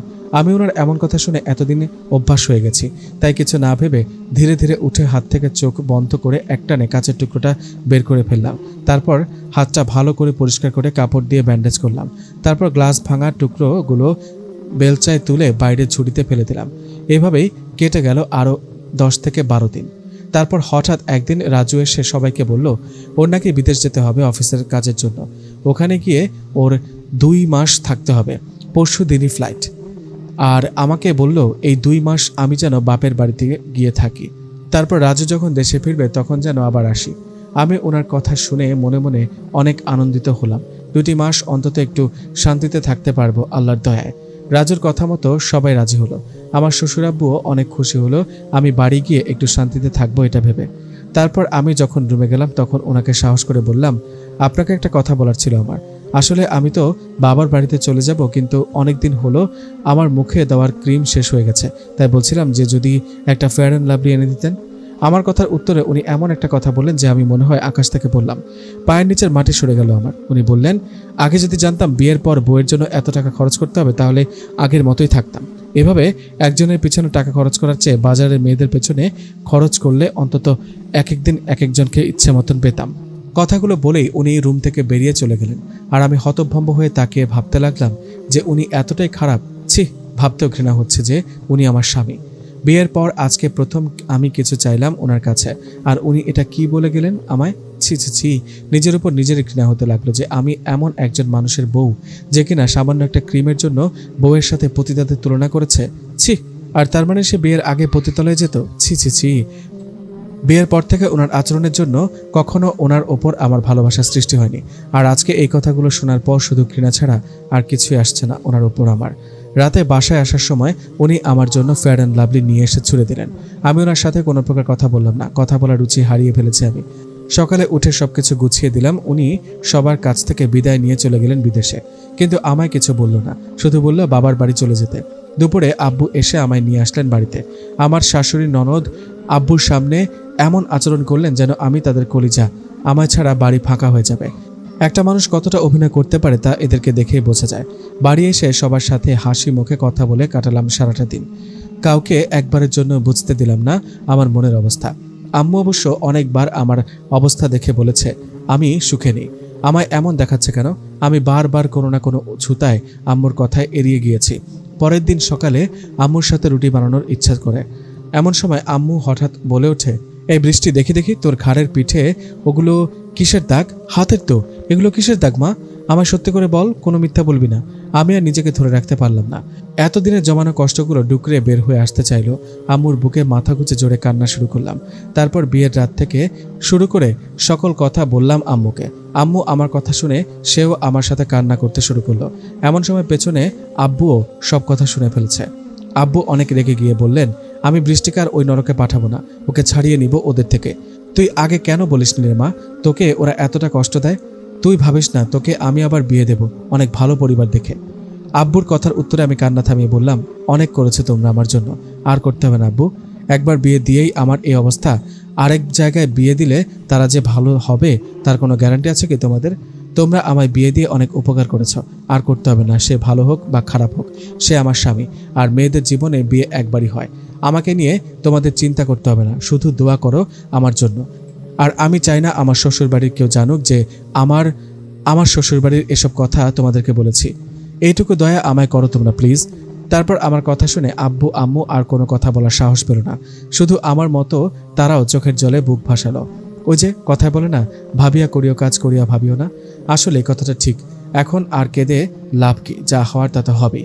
এভাবে কেটে গেল 3টা দিন। আব্বু অফিসে থেকে ফিরে আম্মুকে ডেকে বলল, এই বৃষ্টির মা শোনো তো, একটু বৃষ্টিকে নিয়ে আসো, তোমাদের সাথে কথা আছে। আম্মু আর আমি আব্বুর কাছে এগিয়ে গেলাম। তারপর আম্মু বলল, কি হয়েছে, কি কথা বলো শুনি?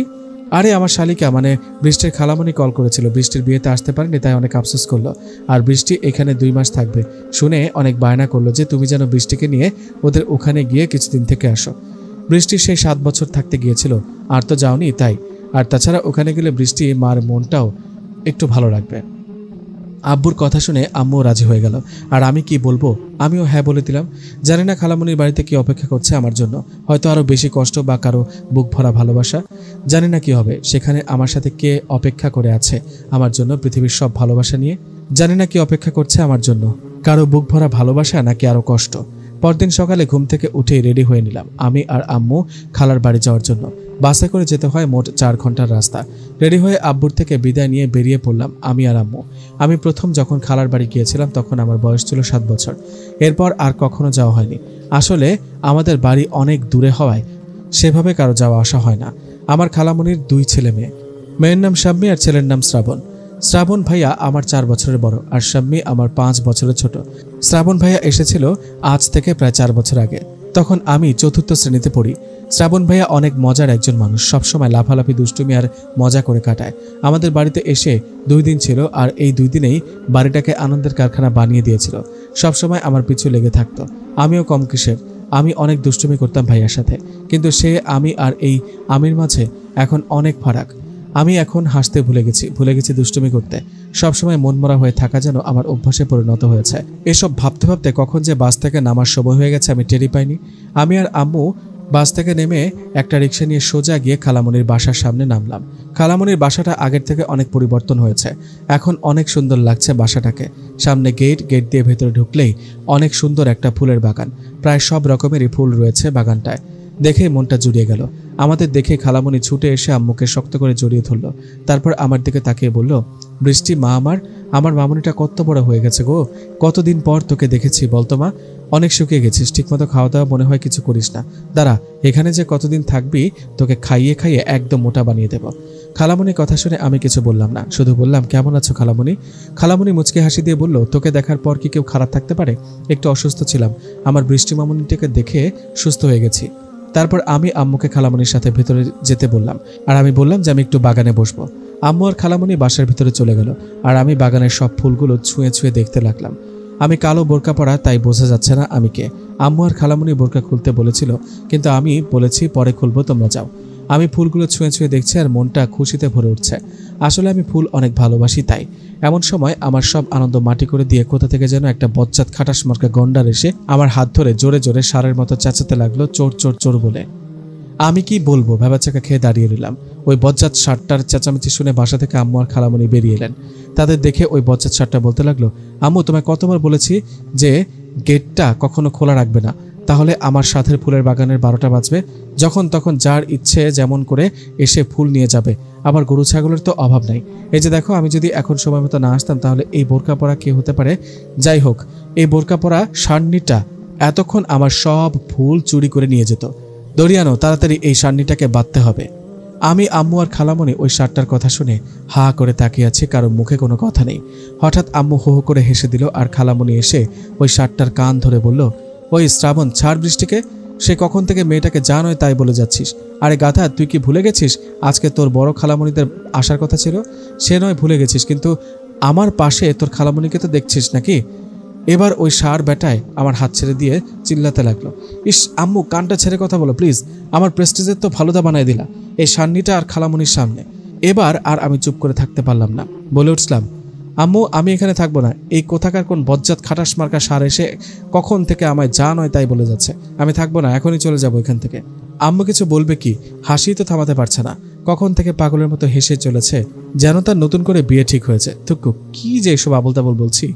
এবার ওই শ্রাবণ সারটা চেঁচিয়ে বলল, ওই বৃষ্টি না টিষ্টি, কি বললি তুই? আমি সার? আমি যদি সার হই তাহলে তুই সারনি, ছাগলি পাগলি গন্ডানি, ব্লা ব্লা ব্লা। এবার আমাদের কাণ্ড দেখে আম্মুর সাথে খালামণিও হাসিতে যোগ দিল। তারপর কিছু না বলে আম্মুকে নিয়ে বাসার মধ্যে চলে গেল। আর আমি এদের এমন কাণ্ড দেখে অবাক হয়ে তাকিয়ে রইলাম। আমার এমন চুপ করে তাকিয়ে থাকা দেখে শ্রাবণ বলে উঠল, ওই কালো পেতনি, এমন খাম্বার মতো দাঁড়িয়ে না থেকে আমার ফুল গাছের এখান থেকে সর জলদি।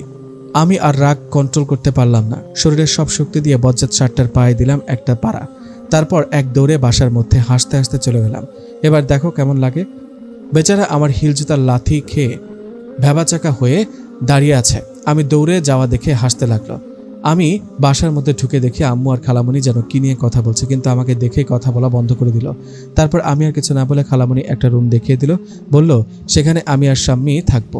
সেখানে চলে গেলাম। তারপর বোরকা খুলে হাত মুখ ধুতে বাথরুমে ঢুকলাম। আমি পরেছি লাল টুকটুকে একটা 3 পিস, অনেক সুন্দর হাতের কাজ করা। বাথরুম থেকে বেরিয়ে দেখি আম্মু বসে আছে আমার অপেক্ষায়। আমায় দেখে আম্মু বলল, তোর খালামণি খেতে ডাকছে, চল তো, তোকে নিয়ে যাব, বলে বসে আছি। তারপর আমি আর আম্মু খাওয়ার জন্য ডাইনিং রুমে গেলাম। গিয়ে দেখি ওই ষাঁড়টাও খেতে বসেছে আর ষাঁড়ের মতো গিলছে। আমাকে দেখে খালামণি বলল, বাহ বাহ, আমাদের বৃষ্টিমাকে তো দেখছি অনেক সুন্দর দেখতে হয়েছে। বোরকা পরা ছিল তো তাই বুঝিনি। খালামণির কথা শেষ হওয়ার সাথে সাথে শ্রাবণ ভাইয়া বলে উঠল, ওই কালো পেতনিটা লাল পরি হলো কিভাবে? একটু আগে যে ফুলচর কালো পেতনিটাকে দেখেছিলাম, এটা কি সেই? এখন তো দেখছি পেতনির আড়ালে লাল পরি ছিল। শ্রাবণের কথা শুনে আম্মু আর খালামণি হেসে দিল, আর আমি মুখ ভেঙচি দিয়ে চেয়ার টেনে বসে পড়লাম খাবার খেতে। খেতে খেতে শ্রাবণ ভাইয়ের দিকে তাকিয়ে দেখি ওই ষাঁড়টা হা করে আমার দিকে তাকিয়ে আছে। আমার অনেক রাগ হলো এটা দেখে, তাই পা দিয়ে আবার দিলাম একটা লাথি, আর সঙ্গে সঙ্গে আবার বেচারা ষাঁড়টা চেঁচিয়ে উঠল, আর আমি শয়তানি হাসি দিলাম। ষাঁড়টার চেঁচানো দেখে আম্মু বলল, কি হয়েছে শ্রাবণ বাবা, তুমি এমন করে চিৎকার করলে কেন? বেচারা বলল, কিছু না, এমনি। আর রাগী লোকে আমার দিকে তাকালো। তারপর আমরা যে যার মতো খাওয়ায় ব্যস্ত হয়ে পড়লাম। আম্মু খালামণিকে জিজ্ঞেস করলো, কিরে পারুল? আমার খালামণির নাম পারুল। শাম্মীমাকে দেখছে না যে, কোথায় ও? ও আসলে কোচিংয়ে গেছে, একটু পরেই চলে আসবে। যাওয়ার আগে বারবার তোমাদের কথা জিজ্ঞেস করেছিল তোমরা কখন আসবে। খাওয়া দাওয়া শেষ করে হাত ধোয়ার জন্য বেসিনে গেলাম। গিয়ে দেখি ওই হনুমানটা দাঁড়িয়ে দাঁড়িয়ে হাসছে। আমি ওর হাসির কোনো কারণ খুঁজে পেলাম না, তাই ওর দিকে ধ্যান না দিয়ে হাত ধুতে লাগলাম। হাত ধোয়া শেষ করে যেই না আমি পাশে রাখা তয়লাটার সাথে হাত মুছবো, অমনি দেখি ইয়া বড় একটা তেলাপোকা তয়লার সাথে। আমি তো একটা চিৎকার দিয়ে দৌড়ে গিয়ে আম্মুকে জড়িয়ে ধরলাম। আর ওই বজ্জাতটা 32টা দাঁত বের করে হাসছে আর হাততালি দিচ্ছে। আমার চিৎকার করা দেখে খালামণি আর আম্মু একসাথে জিজ্ঞেস করলো, কি হয়েছে আমার? আমি কাঁপা কাঁপা কণ্ঠে বললাম, আম্মু গো, হাত মোছা তয়লার সাথে ইয়া বড় তেলাপোকা। আমার কথা শুনে খালামণি শ্রাবণ ভাইয়ের কান ধরে বলল, বৃষ্টিমা, আমাদের বাসায় কোনো তেলাপোকা নাই। ওই তেলাপোকাটা এই ফাজিলটার প্লাস্টিকের তেলাপোকা। ওইটা দিয়ে ওই শাম্মীকেও অনেক ভয় দেখায়, এখন তোর পিছনে পড়েছে। ওই শ্রাবণ, ক্ষমাচা বলছি আমার বৃষ্টিমায়ের কাছে, আর তোর ওই তেলাপোকাটা ফেলে দে, কোথাও যা। খালামণির কথার উত্তরে শ্রাবণ ভাই বলল, ইস আম্মু, তুমি যখন তখন আমার কান ধরো কেন বলো তো? আমার তো প্রেস্টিজ বলে কিছু একটা আছে নাকি? শ্রাবণ ভাইয়ের কথা শুনে আমরা সবাই হেসে দিলাম। শ্রাবণ ভাইয়ের সত্যি অনেক মজার মানুষ, কিন্তু খুব দুষ্ট। এখানে আসার পর আমি যেন আমার জীবনে ঘটে যাওয়া গত 1.5 মাসের ঘটনাগুলো ভুলেই গিয়েছি। অনেকদিন পর এমন হাসি খুশি থাকছি আমি।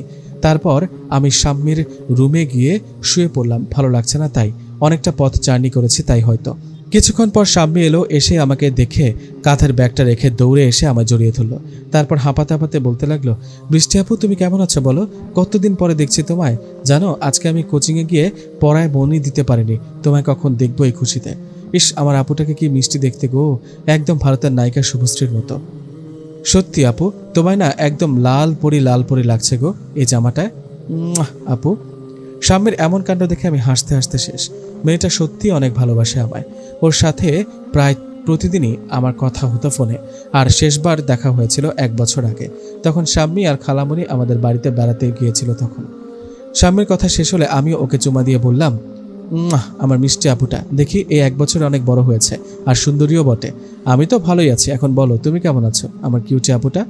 আমি অনেক ভালো আছি আপু, আর এখন থেকে আরো বেশি ভালো থাকবো। আমার বৃষ্টি আপু এসেছে যে, আর কি খারাপ থাকতে পারি? তারপর আমরা এভাবে অনেক গল্প করলাম, মজা করলাম আমি আর শাম্মী। তারপর আজান হলে নামাজ পড়লাম একসাথে। বিকেলে ছাদে গেলাম শাম্মীর সাথে। ছাদে গিয়ে দেখি ছাদের এক কোণায় অনেক সুন্দর একটি দোলনা পাড়া রয়েছে। আমি কোনো কিছু না ভেবে সোজা গিয়ে ওই দোলনায় বসে পড়লাম। আর শাম্মী অমনি বলে উঠল, বৃষ্টি আপু দোলনাটাতে বসো না, ভাইয়া জানলে অনেক বকবে। কেন? দোলনায় বসলে বকবে কেন ওই ষাঁড়টা? আরে আপু, ষাঁড় কোথায় পেলে? আমি তো বলছি শ্রাবণ ভাইয়া বকবে।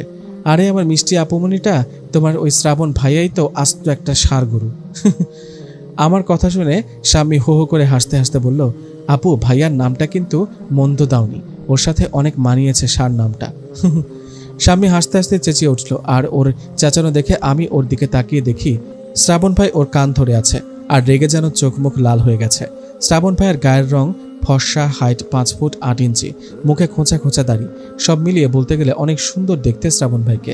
তারপর রাগে ফোঁস করতে করতে শ্রাবণ ভাইয়া আমার দিকে তাকিয়ে বলল, ওই কালো পেতনি লালপুরি, কি বললি তুই আমার নামে? আমি ষাঁড়? আর তোর সাহস তো কম নয়, তুই আমার প্রিয় দোলনায় বসেছিস যেখানে আমি ছাড়া অন্য কাউকে বসতে দিই না সেখানে।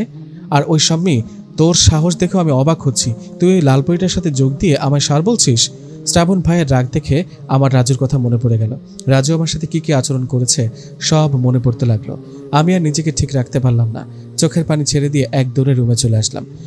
আর ওদিকে শ্রাবণ ভাই আমার কান্না করে এভাবে চলে যাওয়া দেখে শাম্মীর কান ছেড়ে বলল, কি হলো বৃষ্টির? ও এভাবে চলে গেল কেন? আর কান্নাই বা করলো কেন? আমি তো শুধু মজা করেছিলাম একটু। ও কি সিরিয়াসলি নিল নাকি মজা করাটা?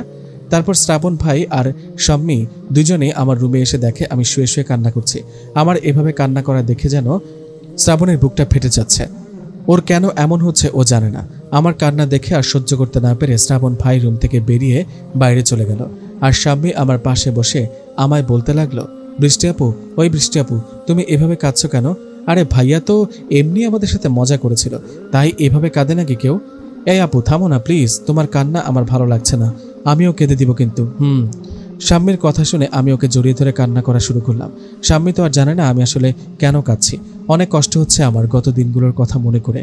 আম্মু আর খালামুনিও বাসায় নেই, পাশের বাসায় বেড়াতে গেছে। তারপর মনটাকে শান্ত করে কান্না থামালাম আমি। তারপর শাম্মীকে বললাম, আরে পাগলি, আমি শ্রাবণ ভাইয়ের কথা কিছু মনে করিনি, আসলে আমার শরীরটা ভালো লাগছিল না তাই কাঁদছিলাম, এখন ঠিক আছে। তারপর আমরা অনেক গল্পগুজব করে কাটালাম সারাটা দিন। রাতে সবাই খেয়ে দিয়ে যার যার মতো শুয়ে পড়লাম। এর মাঝে আর শ্রাবণের সাথে আমার কোনো কথা হলো না। 2-1 বার চোখাচোখি হয়েছে, শ্রাবণ ভাইয়ের চাহনিতে যেন অপরাধ বোধ কাজ করছে। তারপর সবাই ঘুমিয়ে পড়লাম। সকালে ঘুম থেকে উঠে ফ্রেশ হয়ে নামাজ পড়ে নিলাম। শাম্মী এখনও ঘুমাচ্ছে, আমি আর ওকে ডাকলাম না। মেয়েটা কালকে অনেক রাত পর্যন্ত জেগেছিল তাই। তারপর দরজা খুলে দেখি আম্মু আর খালামণি উঠে পড়েছে। আমায় দেখে খালামণি বলল, বৃষ্টি মামনি, তুই এত সকালে উঠে পড়েছিস, আয় হালকা কিছু খেয়ে নে। খালামণির কথার উত্তরে আমি কিছু বলার আগেই আম্মু বলল, কাকে যে কি বলিস রে পারুল, বৃষ্টি খাবে এত সকালে কিছু? তাহলে তো হলোই, খাওয়া নিয়ে সবসময় ওর সাথে আমার যুদ্ধ করতে হয়েছে আগে জানিস, কিন্তু ওর বিয়ের পর। এতটুকু বলে আম্মু জিভে কামড় দিয়ে চুপ করে গেল। আর আমারও মনে পড়ে গেল রাজু আর আমার শাশুড়ি ননদদের কথাগুলো। আমি আর কিছু না বলে ওখান থেকে বাইরে চলে এলাম। মনটা খুব খারাপ হয়েছে, তাই ফুলের বাগানে এসে বসে পড়লাম চুপ করে। বসে বসে ভাবতে লাগলাম রাজুর কিছু আচরণের কথা। একদিন রাজু অফিস থেকে এসে আমার রুমে ডাকলো।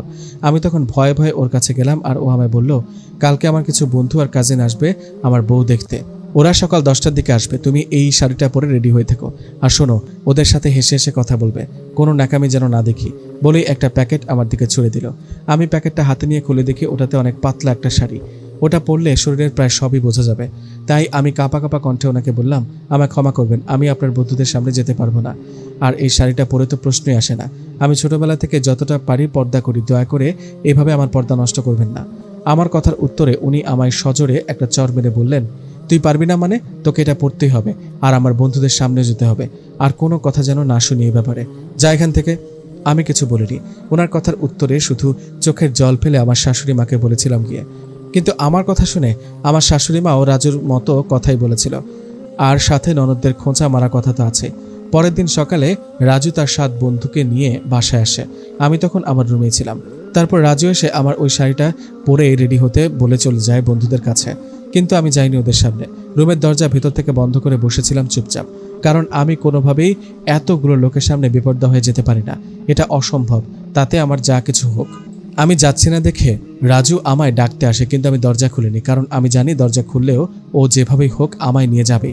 আমি দরজা খুলিনি বলে রাজু আমায় অনেক গালাগালি করে, খুব খারাপ ভাষায়। তারপর আমার শাশুড়ি মাও আমায় অনেক ডাকে ওদের সামনে যাওয়ার জন্য, কিন্তু তবুও আমি যাইনি। তারপর ওর বন্ধুরা যখন সবাই চলে যায় তখন আমি দরজা খুলি, আর দরজা খোলার সাথে সাথে রাজু রুমে ঢুকে দরজা লাগিয়ে দেয়। তারপর প্যান্টের বেল খুলে আমাকে এলোপাথারি মারতে থাকে। আমার পুরো পিঠ জুড়ে সেই মায়ের দাগ আছে এখনো, কিন্তু সেটা কেউ জানে না। রাজুর মায়ের সহ্য করতে না পেরে সেদিন ওর পায়ে পড়ে কেঁদেছিলাম আমি, কিন্তু ও তখন আমায় লাথি দিয়ে রুম থেকে চলে যায়, আর আমি ফ্লোরে পড়ে থেকে কান্না করি। সেদিন আমার শাশুড়ি ননদ আমায় না বাঁচিয়ে বরং মুচকে হেসেছিল, তারপর মুখ ভেঙচে দিয়ে চলে যায়। সেদিন রাতেও আমার অনেক জ্বর হয় শরীরের ব্যথায়। আব্বু আম্মুকে আমি সব কথা বলতেও পারিনি, শুধু এই ঘটনাটা আর আমায় ক্রিম দিয়ে পতিতাদের সাথে তুলনা করার কথাটা। এগুলো ভাবতে ভাবতে আমার চোখ বেয়ে অঝরধারায় পানি পড়ছে। কোনো দিকে কোনো নজর নেই আমার। কখন যে আমার পাশে এসে কেউ 2 হাত দূরে বসেছে আমি খেয়ালই করিনি। হঠাৎ তার ডাকে ধ্যান ভাঙল আমার। এই যে লালপরিটা আমার ফুলের বাগানে বসে কি ভাবছেন শুনি? শ্রাবণ ভাইয়ার কথা শুনে আমি তাড়াতাড়ি চোখ মুছে বললাম, কিছু না, এমনি, আসলে ফুল আমার খুব ভালো লাগে, তাই তো ফুলের সাথে একটু সময় কাটাচ্ছিলাম, এই আর কি। আমার কথা শুনে শ্রাবণ ভাই লাফ দিয়ে উঠে একটি বড় সাদা গোলাপ ছিঁড়ে এনে আমার দিকে বাড়িয়ে দিয়ে বলল, আই এম সো সরি বৃষ্টি, প্লিজ আমায় ক্ষমা করে দাও। কালকে মজা করে একটু বেশি খারাপ ব্যবহার করেছিলাম তোমার সাথে। তুমি যে আমার কথায় এভাবে কষ্ট পেয়ে কাঁদবে আমি জানতাম না, মাফ করে দাও আমায় প্লিজ। শ্রাবণ ভাইয়ের কথা শুনে আমি হেসে দিলাম। তারপর বললাম, আরে ধুর, আমি তোর উপর কোনো রাগ করিনি, আসলে তখন শরীরটা ভালো লাগছিল না, তাই ওভাবে চলে গিয়েছিলাম। মাফ চাওয়ার কিছু নেই, আর তুই না আমার বড়, তাহলে বয়সে ছোট কারো কাছে ক্ষমা চাইতে লজ্জা করে না তোর? আমার কথা শুনে শ্রাবণ ভাইয়া বলল, আচ্ছা ঠিক আছে, আর ক্ষমা চাইবো না, আপনার হাসি মুখটা দেখলাম এটাই অনেক, কিন্তু আমার একটা শর্ত আছে। শর্ত? কি শর্ত আবার শুনি? বলছি যে লালপরি ম্যাডাম, আপনি কি আমার সব থেকে বেস্ট ফ্রেন্ড হবেন? আপনার সকল সুখ দুঃখের কথা আমার সাথে শেয়ার করবেন, আর আমি আপনার সাথে শেয়ার করব। বলেন, হবেন কি লালপরি ম্যাডাম? শ্রাবণ ভাইয়ার কথায় আমি হো হো করে হেসে দিলাম। তারপর বললাম, জি অবশ্যই হব, কেন নয়, তবে আমায় এই লালপরি ডাকাটা বন্ধ করতে হবে, বুঝলেন? সরি লালপরি, এই ডাকটা তো আর বন্ধ হবে না, এটা আপনার সাথে সেট হয়ে গেছে। যদি চান তবে কালো পেতনিও বলে ডাকতে পারি আপনাকে। কি, আমি কালো পেতনি? তবে রে দাঁড়া গুরু, তোর একদিন কি আমার একদিন, সার একটা। শ্রাবণ ভাইয়া হাসতে হাসতে দৌড়ে পালালো, আর আমিও হাসতে লাগলাম অতীত ভুলে। তারপর শ্রাবণ ভাইয়া হাসতে হাসতে বাসার ভিতরে দৌড়ে পালালো, আর আমিও ওর অবস্থা দেখে হাসতে লাগলাম। তারপর হাতের গোলাপ ফুলটা নিয়ে রুমে এলাম। এসে দেখি স্বামী নামাজ পড়া শেষ করে জানামাজ গোছাচ্ছে। আমার দিকে তাকিয়ে স্বামী শুভ সকাল বৃষ্টি আপুমনি বলল। আমিও ওকে জড়িয়ে ধরে বললাম, শুভ সকাল আমার সুইট আপুটা। তখন আমার হাতে ওই সাদা গোলাপটা দেখে স্বামী বলল, এই আপু, তুমি কি এই গোলাপটা ভাইয়ার সবচেয়ে প্রিয় গাছ থেকে ছিঁড়েছ নাকি? জানো, এই গাছটা ভাইয়ার সব থেকে প্রিয় গাছ, ওই গোলাপ গাছটার কাছেও কাউকে যেতে দেয় না, আর তুমি একটা ফুল ছিঁড়ে ফেলেছ। আল্লাহ, ভাইয়া জানতে পারলে তুলকালাম হবে ভাষায়। স্বামীর কথা শুনে আমি হাসি দিয়ে বললাম, আরে ধুর পাগলি, কি বলছো এসব? আমি কেন ফুল ছিঁড়তে যাব? এই ফুলটা তো... আমার কথা বলা শেষ হওয়ার আগেই আমার পেছন থেকে কেউ একজন বলে উঠল, আরে ওই ফুলটা গাছ থেকে বাতাসে পড়ে গিয়েছিল, তাই বৃষ্টি কুড়িয়ে নিয়েছে ফুলটা। শ্রাবণ বলল। শ্রাবণ ভাইয়ার এমন কথা শুনে আমি চোখ বড় বড় করে ওর দিকে তাকালাম, আর শ্রাবণ ভাই আমায় ইশারা করে কি যেন বুঝাতে চাইল, কিন্তু আমি কিছুই বুঝলাম না। তবুও আর কিছু না বলে চুপ করে রইলাম। তারপর সবাই একসাথে সকালের খাবার খেতে বসলাম, আর তখনই খালামণি শ্রাবণ ভাইয়াকে বলল, এই শ্রাবণ, আজকে কি তোর কলেজ আছে বা কোনো কাজ আছে? না, আজ সারাদিন আমি একদম ফ্রি আছি। কিন্তু কেন বলো তো? আসলে বৃষ্টি আর তোর খালামণি এসেছে আজ 2 দিন হলো, কিন্তু সবসময় তো শুধু ঘরের মাঝে বসে আছে। তোর খালামণিকেও তো তাও আমি আশেপাশের বাসাগুলো থেকে ঘুরিয়ে এনেছি, কিন্তু বৃষ্টি মা একদম কোথাও যায়নি। তাই বলছি যে আজকে বৃষ্টিকে নিয়ে কোথাও একটু ঘুরে আয়, আর ওর মনটা একটু ফ্রেশ হবে। খালামণির কথা শুনে শ্রাবণ ভাই যেন আনন্দে লাফাতে লাগলো, আর বলল, আরে আগে বলবে না আম্মু এই কথাটা? ওই লালপরি খেয়ে দিয়ে তাড়াতাড়ি রেডি হয়ে নাও, তোমায় নিয়ে ঘুরতে যাব একটা সুন্দর জায়গায়। সে কি রে, এই লালপরি নামটা আবার কার? খালামণি বলল। আরে বুঝতে পারলে না আম্মু, ভাইয়া বৃষ্টি আপুকে লালপরি ডাকছে। কালকে আপু লাল ড্রেস পরেছিল না, তখন থেকেই।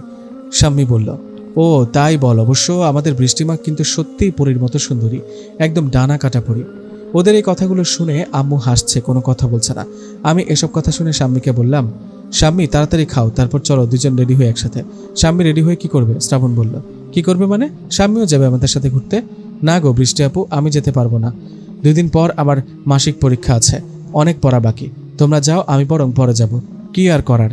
খাওয়া দাওয়া শেষ করে রেডি হয়ে নিলাম। তারপর বাইরে বের হয়ে দেখি শ্রাবণ ভাই হিরো সেজে বসে আছে। কালো রঙের একটি টি শার্ট, সাথে ম্যাচিং প্যান্ট, হাতে ঘড়ি, চোখে সানগ্লাস, সব মিলে একদম ফাটাফাটি লাগছে দেখতে। আমায় দেখে শ্রাবণ ভাই বলল, ওরে আমার লালপরি রে, আপনি আবার সেই কালো পেতনি সেজেছেন? তবে এটাই মেয়েদের আসল ভূষণ। তারপর আমরা সবার কাছ থেকে বিদায় নিয়ে ঘুরতে বের হলাম। শ্রাবণ ভাইয়া একটা সিএনজি রিজার্ভ করলো। সিএনজিটার পেছনে আমি বসলাম, আর সামনে ড্রাইভারের সাথে শ্রাবণ ভাইয়া বসলো। শ্রাবণ ভাইয়ার এই জিনিসটা আমার অসম্ভব ভালো লাগতো। খালাতো বোন হলেও ও আমার পাশে বসেনি, অনেক ভালো লাগলো এটা দেখে। তারপর সিএনজিটা গিয়ে একটা সুন্দর জায়গায় দাঁড়ালো। আমি আর শ্রাবণ ভাই দুজনে নেমে পড়লাম। শ্রাবণ ভাই ভাড়া মিটিয়ে আমায় ইশারা করে সামনের দিকে হাঁটতে বলল। আমি আর শ্রাবণ ভাই পাশাপাশি হাঁটছি, কিন্তু দুজনের মাঝেই প্রায় 3 ফুটের দূরত্ব। আমরা হাঁটতে হাঁটতে একটা গেটের ভিতরে ঢুকলাম। ভেতরে ঢুকে দেখি চারদিকে শুধু ফুল আর ফুল বাগানে ভরা, যেন আমি ফুলের রাজ্যে চলে এসেছি। কিন্তু বেশি মানুষজন নেই, হয়তো সকাল বলে মানুষের ভিড় কম। একদিক দিয়ে ভালোই হয়েছে। তারপর শ্রাবণ ভাই আমায় নিয়ে একটা নিরিবিলি জায়গায় বসতে বলল। আমিও গিয়ে বসে পড়লাম। শ্রাবণ ভাই আমায় বলল, ওই কালো পেতনি এখানে 2 মিনিট বসে থাক, আমি তোর জন্য মজার আইসক্রিম নিয়ে আসছি এক্ষুনি। আমি মাথা নাড়িয়ে সায় দিলাম। তারপর 5 মিনিট পরে শ্রাবণ ভাই আমার জন্য একটা বড় আইসক্রিমের বাটি, বাদাম আর অনেকগুলো চকলেট নিয়ে এলো। আমি তো এসব দেখে আনন্দে লাফাতে শুরু করলাম। তারপর শ্রাবণের হাত থেকে আইসক্রিমের বাটিটা নিয়ে আশেপাশে দেখলাম কেউ নেই, তাই মুখ খুলে খেতে শুরু করলাম। শ্রাবণ ভাই কি করছে আমার সেদিকে কোনো খেয়ালই নেই। একটু পর আইসক্রিম খেতে খেতে শ্রাবণ ভাইয়ের দিকে তাকিয়ে দেখি ও মুগ্ধ নয়নে আমার দিকে হাঁ করে তাকিয়ে আছে। আমি ওর চাহনিতে একটু লজ্জা পেলাম। তারপর কাশি দিয়ে বললাম, ওই সার, এমন করে তাকিয়ে কি দেখছিস রে? আমার যদি পেট খারাপ হয় না, তাহলে তোর খবর আছে। আমার কথা শুনে শ্রাবণও একটু লজ্জা পেল। তারপর বলল, কিছু হবে না রে পাগলি, এবার বল এখন তোর কি করতে ইচ্ছা করছে? আমি একটু ভেবে বললাম, আমার না এখন খুব গান শুনতে ইচ্ছা করছে রে। কিন্তু আমি গান শুনি না বেশি, কিন্তু এখন শুনতে মন চাইছে। কিন্তু এখানে গান পাবো কোথায়? আমার কথা শুনে শ্রাবণ ভাই একটা মুচকে হাসি দিল। তারপর গান গাইতে শুরু করলো। হও যদি ওই নীল আকাশ, আমি মেঘ হব আকাশের। হও যদি অথই সাগর, আমি ঢেউ হব সাগরের। হও যদি ওই হিমালয়, তোমাকে করব আমি জয়। তোমাকে চাই তোমাকে, তুমি যে আর কারো নয়। শ্রাবণ ভাইয়ার কণ্ঠটা অনেক সুন্দর, একদম শিল্পীদের মতো। গানটা গাওয়ার সময় শ্রাবণ ভাই এক নজরে আমার দিকে চেয়ে গিয়েছে গানটা। আমিও ওর মুখের দিকে তাকিয়ে গানটা শুনছিলাম। গানটা শেষ হলে আমি ওকে বললাম, ওয়াও শ্রাবণ ভাই, তোর গলা তো সত্যি অনেক সুন্দর, আর গানটাও কিন্তু অনেক সুন্দর ছিল। তোকে তো কিছু পুরস্কার দেওয়া দরকার। কি দেই? পেয়েছি, এই নে, এই বাকি আইসক্রিমটুকু তোর জন্য। এই না, কি করছি আমি? এটা তো আমার এঁচো করা আইসক্রিম, তুই তো খেতে পারবি না। তাহলে এই নে, এই চকলেট দুটো তোর। আমার কথা শুনে শ্রাবণ ভাই চকলেটটা সরিয়ে দিয়ে আমার হাত থেকে আইসক্রিমের বাটিটা নিয়ে আমার এঁঠো করা চামচ দিয়ে আমি যেখানে থেকে খেয়েছি ঠিক সেখান থেকেই খেতে শুরু করলো। আমি ওর এমন আচরণ দেখে একটু অবাক হলাম। পরে ভাবলাম হয়তো আমার মতো শ্রাবণ ভাই আইসক্রিম খুব ভালোবাসে, তাই এভাবে খেলো। তারপর আমরা অনেকক্ষণ ঘোরাঘুরি করে দুপুরের আগে বাসার দিকে রওনা হলাম। আর আমরা যখন মাঝপথে, ঠিক তখনই অ্যাক্সিডেন্ট হলো আমাদের সামনে রিক্সাটা। খুব একটা ক্ষতি হয়নি, কিন্তু বেচারা রিক্সাওয়ালাটার হাতেও মাথায় একটু করে ছিলে গেছে। শ্রাবণ ভাই সিএনজি থামিয়ে দিয়ে দৌড়ে ওই রিক্সাওয়ালাটার কাছে গিয়ে নিজের রুমাল দিয়ে তাড়াতাড়ি মাথা বেঁধে দিল। তারপর তাকে রাস্তার পাশের একটা ওষুধের দোকানে নিয়ে গিয়ে সব জায়গায় ব্যান্ডেজ করে দিল। রিক্সাওয়ালা শ্রাবণ ভাইয়ের মাথায় হাত রেখে অনেক দোয়া করলেন। আমি সব কিছু দূর থেকে দেখছি। আমার মনের মাঝে শ্রাবণের জন্য একটা ভালো লাগা তৈরি হলো, সাথে অনেক শ্রদ্ধা। খুব ভালো লাগছে ওকে দেখে। আমি এক নজরে ওর দিকে চেয়ে আছি। হঠাৎ ও আমার সামনে এসে হাত নাড়িয়ে বলল, এই লালপুরিটা, এভাবে আমার দিকে তাকিয়ে আছো কেন? আমি কি কিছু করেছি নাকি? শ্রাবণ ভাইয়ের কথায় আমি একটু লজ্জা পেলাম। তারপর বললাম, মানে আমি আসলে দেখছিলাম তুমি কিভাবে ওই লোকটাকে সাহায্য করলে, অনেক ভালো লাগছিল আমার। এই তুই কি বললি? এখনই আমায় তুমি করে বললি, নাকি আমি ভুল শুনলাম? আমার কিসের ঠেকা পড়েছে রে, তোকে আমি তুমি করে বলতে যাব? তোর কানের সমস্যা আছে, ডাক্তার দেখা। তারপর শ্রাবণ ভাই মিষ্টি একটা হাসি দিয়ে সিএনজিতে উঠে পড়লো সামনে। কিছুক্ষণের মধ্যে আমরা বাসায় পৌঁছে গেলাম। তারপর আমি শাম্মীকে চকলেট, বাদাম আর একটা মাঝারি সাইজের বাটি আইসক্রিম আসার সময় কিনে এনেছি সেটা দিলাম। শাম্মী তো অনেক খুশি ওগুলো পেয়ে, আমায় জড়িয়ে ধরে চুমু খেলো পাগলিটা। তারপর সারাদিন অনেক হাসি আনন্দে কেটে গেল। রাতে শুয়ে থেকে শাম্মী আমায় জিজ্ঞেস করলো, আপু, তোমরা বেড়াতে গিয়ে কোথায় কোথায় ঘুরলে আর কি কি খেলে গো? আমরা অনেক সুন্দর একটা ফুল দিয়ে ঘেরা পার্ক হবে হয়তো, সেখানে গিয়েছিলাম। আর খেয়েছি হলো চকলেট, বাদাম আর আমার সব থেকে প্রিয় খাবার আইসক্রিম। ভাইয়া কি কি খেয়েছে আপু? কেন, আমি যা যা খেয়েছি শ্রাবণ ভাইয়া তাই তাই খেয়েছে। মানে তুমি বলতে চাইছো শ্রাবণ ভাই আইসক্রিমও খেয়েছে? হ্যাঁ খেয়েছে তো, অনেকখানি খেয়েছে। কেন বলো তো? ওই বৃষ্টি আপু, তুমি শিওর তো শ্রাবণ ভাই আইসক্রিম খেয়েছে? আরে আর কতবার বলবো হ্যাঁ খেয়েছে, কিন্তু এই কি কথা, তুমি বারবার জিজ্ঞেস করছো কেন বলো তো? আপু, শ্রাবণ ভাইয়া কিন্তু একদম আইসক্রিম খায় না, ওর নাকি আইসক্রিমের গন্ধ শুকলেই বমি আসে। আর তুমি বলছো ও অনেকখানি আইসক্রিম খেয়েছে, তাই তো আমি বারবার জিজ্ঞেস করছি। শাম্যের কথা শুনে আমি একটু অবাক হলাম, কারণ শ্রাবণ যেভাবে আইসক্রিম খাচ্ছিল তাতে তো মনে হলো ওর সবচেয়ে প্রিয় খাবার খাচ্ছে, কিন্তু শাম্মী বলছে ও আইসক্রিম পছন্দই করে না। মাথায় কিছু আসছে না আমার। তারপর এভাবে আনন্দে খুশিতে কেটে গেল 7টা দিন। আমি এই 7 দিনে আমার গত 1.5 মাসের সব কথা একেবারে ভুলেই গেছি। সবসময় হাসি খুশি দুষ্টুমিতে মেতে আছি সবার সাথে। আমি আর শ্রাবণ ভাই অনেক ভালো বন্ধু হয়ে গেছি। সবসময় দুজন ঝগড়া করি, কিন্তু কেউ একটু চোখের আড়াল হলে ভালো লাগে না। 7 দিন পর বিকেলবেলা আমি, সম্মি আর শ্রাবণ ছাদে দাঁড়িয়ে আছি, অনেক গল্প করছি, বাদাম খাচ্ছি, দুষ্টুমি করছি। আমি শ্রাবণ ভাইকে বললাম, ওই শ্রাবণ ভাই একটা গান ধরো তো, খুব গান শুনতে ইচ্ছে করছে। আমার সাথে শাম্মীও তাল মিলিয়ে বলল, হ্যাঁ রে ভাইয়া, অনেকদিন হলো তোমার গান শুনি না, একটা গান গাও না প্লিজ ভাইয়া। শ্রাবণ ভাইয়া আমাদের কথার উত্তরে বলল, ঠিক আছে গান শোনাতে পারি, কিন্তু আমার একটা শর্ত আছে, যদি তোরা রাজি থাকিস তাহলেই গাইবো। বল রাজি তো? ওই গান শুনতে আবার কোনো শর্ত লাগে নাকি? আচ্ছা বলো দেখি কি শর্ত। আমি গান গাইবো আর তোদের আমায় বাদাম ছিলিয়ে খাওয়াতে হবে। যতক্ষণ আমি গান গাইবো ততক্ষণে তোরা আমার জন্য বাদাম এরাবি। বল রাজি? আমি আর সম্মি একসাথে বললাম, ওকে আমরা রাজি। তারপর শ্রাবণ ভাই গান ধরল, ভালোবাসি হয়নি বলা তবু ভালোবাসি, পাশাপাশি হয়নি চলা তবু পাশাপাশি, তোমায় নিয়ে ফুলে ফুলে স্বপ্ন ওড়ে আকাশে নিলে, তোমাতে বিভোর থাকি আমি 12 মাসি। গানটা শেষ করে শ্রাবণ ভাইয়া আমার দিকে কেমন যেন একটা মায়াভরা দৃষ্টিতে তাকালো, তারপর মুচকে একটা হাসি দিল। আমি ওর চাহনির কোনো রহস্যই বুঝলাম না। তারপর শ্রাবণ ভাইয়া বলল, কই এখন দে আমার বাদাম কই। আমি বাদামগুলো মুঠো ভরে নিয়ে বললাম, এই নে তোর বাদাম। শ্রাবণ ভাইয়া যেই না হাত বাড়িয়ে বাদাম নিতে যাবে, অমনি সবগুলো বাদাম আমি নিজের মুখে পুরে নিলাম। তারপর হাসতে হাসতে দিলাম এক দৌড়। শ্রাবণ ভাইয়া আমার এমন কাণ্ড দেখে তো অবাক, সাথে হাসতেও শেষ। শাম্মীও হো হো করে হেসে যাচ্ছে। শ্রাবণ ভাইয়া আস্তে করে বলল, পাগলি একটা আমার, লালপরি পেতনি পাগলি শুধুই আমার। এভাবেই হাসি উল্লাসে কেটে গেল আরও একটি দিন। দুপুরে সবাই একসাথে খাবার খাচ্ছিলাম। হঠাৎ আম্মু বলল, পারুল আমরা এখানে এসেছি 9 দিন হলো, কালকে চলে যাব, আর থাকা যাবে না, বাসায় তোর দুলাভাই একা রয়েছে, আর বৃষ্টির শ্বশুরবাড়ির লোকেরাও তো যদি আসে, তাই আমরা কালকেই চলে যাব। আম্মুর কথাগুলো শুনে আমার এতদিনের ভুলে যাওয়া স্মৃতিগুলো সব চোখের সামনে ভেসে উঠল। রাজু আর তার মা বোনের অত্যাচারের কথা। আমি খাবার ছেড়ে উঠে হাত মুখ ধুয়ে ছাদে চলে গেলাম। ছাদে গিয়ে আমি এক নাগারে কেঁদেই চলেছি পুরনো সব কথা মনে করে। হঠাৎ শ্রাবণ ভাই আমার পাশে এসে দাঁড়িয়ে জিজ্ঞেস করলো, বৃষ্টি যদি কিছু মনে না করো একটা কথা জিজ্ঞেস করবো তোমায়। আমি চোখ মুছে শ্রাবণের দিকে তাকিয়ে বললাম, বলো কি জানতে চাও? আমি জানতে চাই তোমার শ্বশুরবাড়ির সবাই কেমন, তোমার স্বামী কেমন, বলো আমায় প্লিজ। আমি আর সহ্য করতে পারলাম না, ছাদের এক কোনায় বসে পড়ে হো হো করে কেঁদে দিয়ে সবকিছু বলতে শুরু করলাম। শ্রাবণকে সব বলে দিলাম, যেগুলো আব্বু আম্মুকেও বলিনি সেগুলো ওকে বললাম। তারপর অঝোর ধারায় কান্না করতে লাগলাম। আমার বুকটা যেন ফেটে যাচ্ছে। শ্রাবণ ভাইয়া অনেক জোরে ছাদের দেওয়ালে একটা ঘুষি মারল। আমি ওর ঘুষি মারা দেখে ওর দিকে তাকালাম। তাকিয়ে দেখি ওর চোখ রক্তবর্ণ হয়ে গেছে, রাগে সারা মুখ একদম লাল হয়ে গেছে, রাগে সাপের মতো ফুসফুস করছে। তারপর শ্রাবণ ভাই আমায় অবাক করে দিয়ে বলল, আমি ওকে খুন করে ফেলবো, এত বড় সাহস ওই রাজুর যে ও তোমার গায়ে হাত তুলে, ওকে আমি খুন করে ফেলবো। আমি শ্রাবণ ভাইয়ার এমন কথা শুনে অবাক হয়ে বললাম, এসব কি বলছো শ্রাবণ ভাই, তোমার মাথা ঠিক আছে তো? আর আমায় কষ্ট দিয়েছে বলে তুমি তাকে খুন করবে কেন? তোমায় কেউ কষ্ট দিলে আমি তাকে সত্যিই খুন করে ফেলবো, কারণ আমি তোমাকে কি শ্রাবণ ভাই বলো, কি বলতে গিয়ে থেমে গেলে? শ্রাবণ ভাইয়া আর কোনো কথা না বলে ছাদ থেকে চলে গেল, আর আমি অবাক হয়ে ওর চলে যাওয়ার দিকে তাকিয়ে রইলাম। আমি বুঝতে পেরেছি শ্রাবণ ভাইয়া আমায় পাগলের মতো ভালোবাসে, কিন্তু সেটা প্রকাশ করছে না। আসলে আমিও তো শ্রাবণের প্রতি দুর্বল হয়ে পড়েছি, কিন্তু না, এটা তো কখনোই সম্ভব নয়। আমি বিবাহিত অন্য এক বাড়ির বউ। আমি চাই না শ্রাবণ ভাই কখনো ওর মনের কথা আমার কাছে প্রকাশ করুক, কারণ আমি ওকে ফিরিয়ে দিতে পারবো না, হয়তো আবার গ্রহণও করতে পারবো না। এসব ভাবতে ভাবতে আমার 2 চোখ বেয়ে অঝোর ধারায় পানি পড়ছে। এমন সময় দেখে আজান হচ্ছে চারপাশে, তাই চোখ মুছে নিচে চলে এলাম। তারপর অজু করে নামাজ পড়ে নিলাম। নামাজ শেষ করে উঠেছি, তখনই আম্মু এসে বলল, সবকিছু আজকে গুছিয়ে রাখতে, কালকে যাব বাসায় সকালে। আমি আম্মুর কথার উত্তরে কিছু বললাম না, শুধু মাথা নেড়ে সায় দিলাম। তারপর আবার ছাদে চলে গেলাম। কিছু ভালো লাগছে না আমার।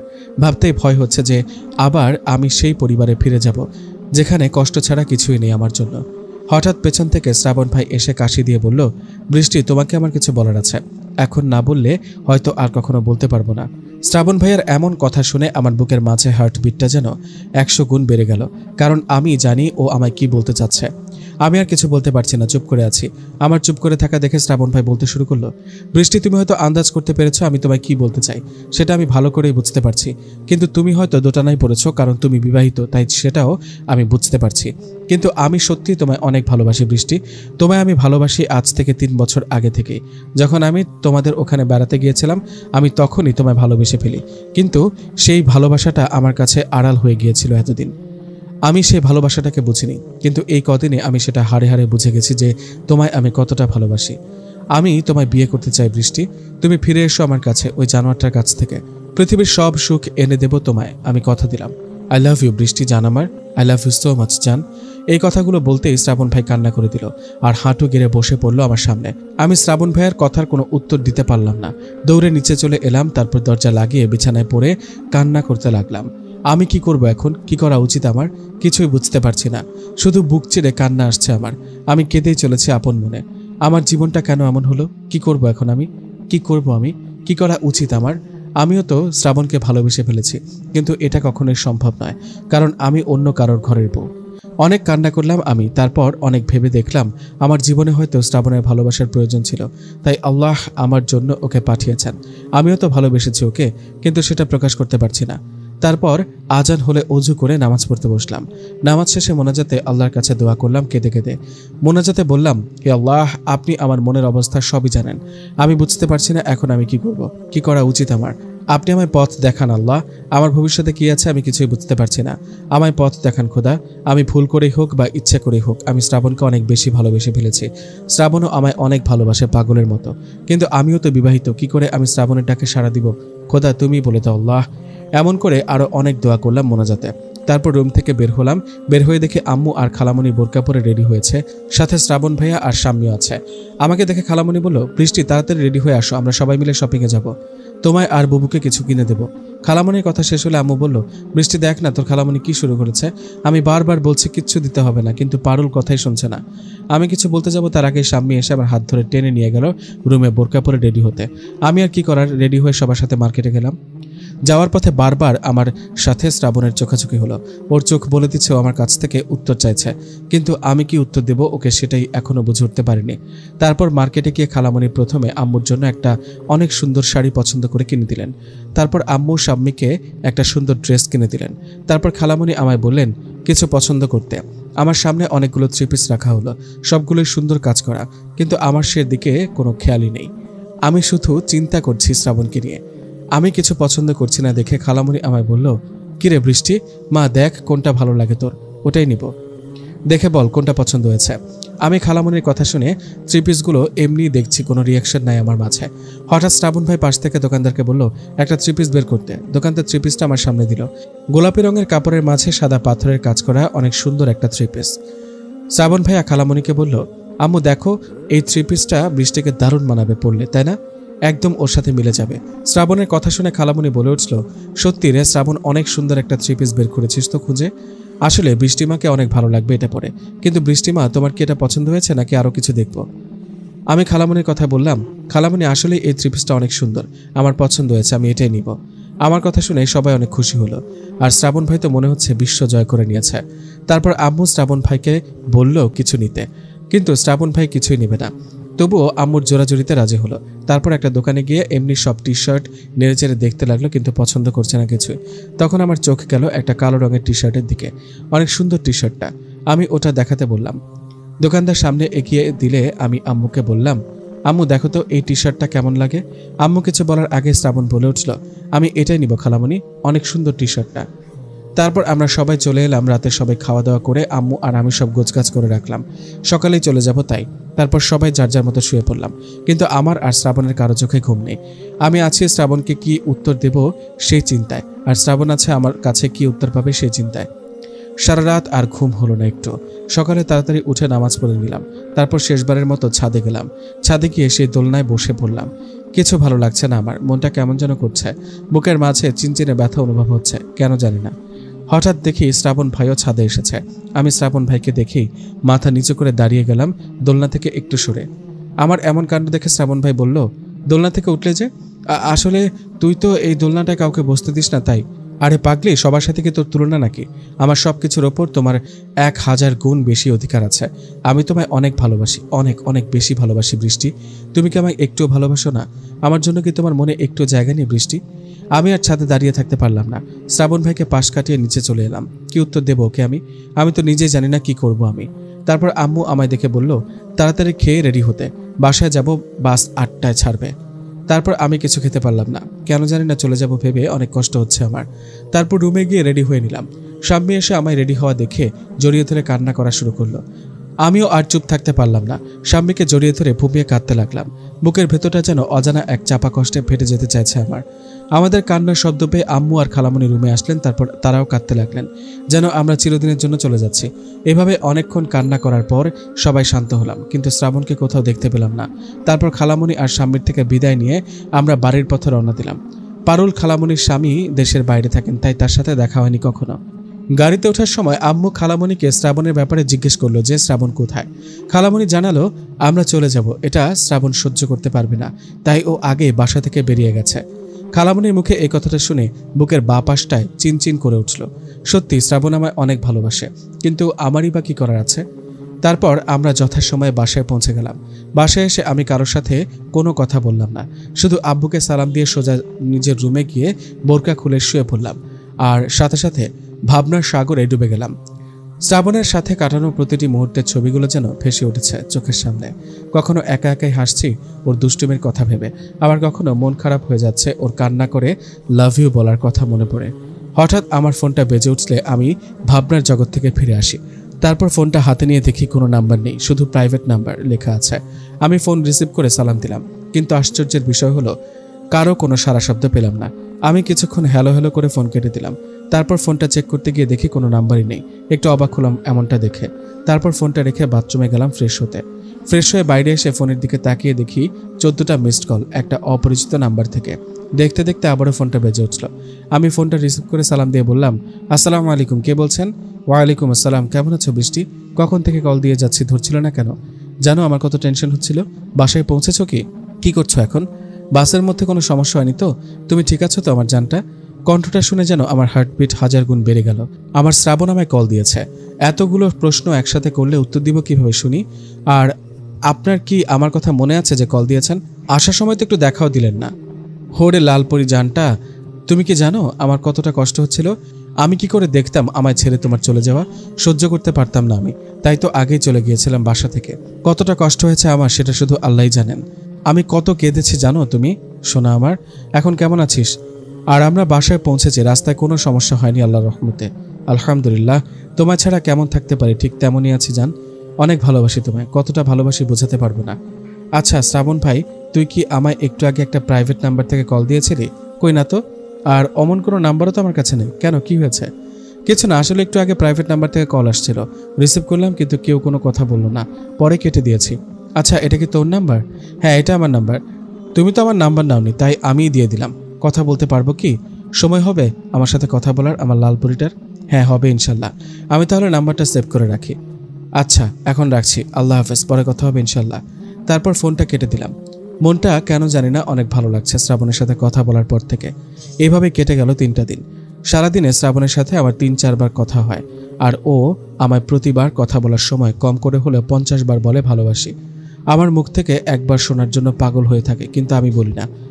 আমরা দূরে থেকেও সব সময় দুজন দুজনের ভাবনায় ডুবে থাকি। আমি পৃথিবীর সব ভুলে গিয়ে শুধু ওর কথায় ভাবি সারাক্ষণ, আর নামাজ পড়ে দোয়া করি যেন যেটাতে আমার মঙ্গল হবে, আল্লাহ খুশি হবেন, সেটাই আমার জীবনে হয়। শ্রাবণদের বাসা থেকে এসেছি আজ 7 দিন। দুপুরের নামাজ পড়ে খাওয়া শেষ করে রুমে শুয়ে আছি। শ্রাবণ কল দিলে ওর সাথে কথা বলছি। আসসালামু আলাইকুম। ওয়ালাইকুম আসসালাম, কেমন আছো লালপরি জান আমার? আলহামদুলিল্লাহ ভালো, তুই কেমন আছিস? এতক্ষণ কেমন ছিলাম জানি না, কিন্তু এখন আলহামদুলিল্লাহ অনেক ভালো আছি তোমার কণ্ঠ শোনার পর। বাসার সবাই কেমন আছেন? খালামণি, শাম্মী, ওরাও আলহামদুলিল্লাহ ভালো আছে। একটা গুড নিউজ আছে। তাই? তা কি গুড নিউজ শুনি? আমি কালকে আসছি তোমার বাসায়, আর থাকতে পারছি না তোমার না দেখে।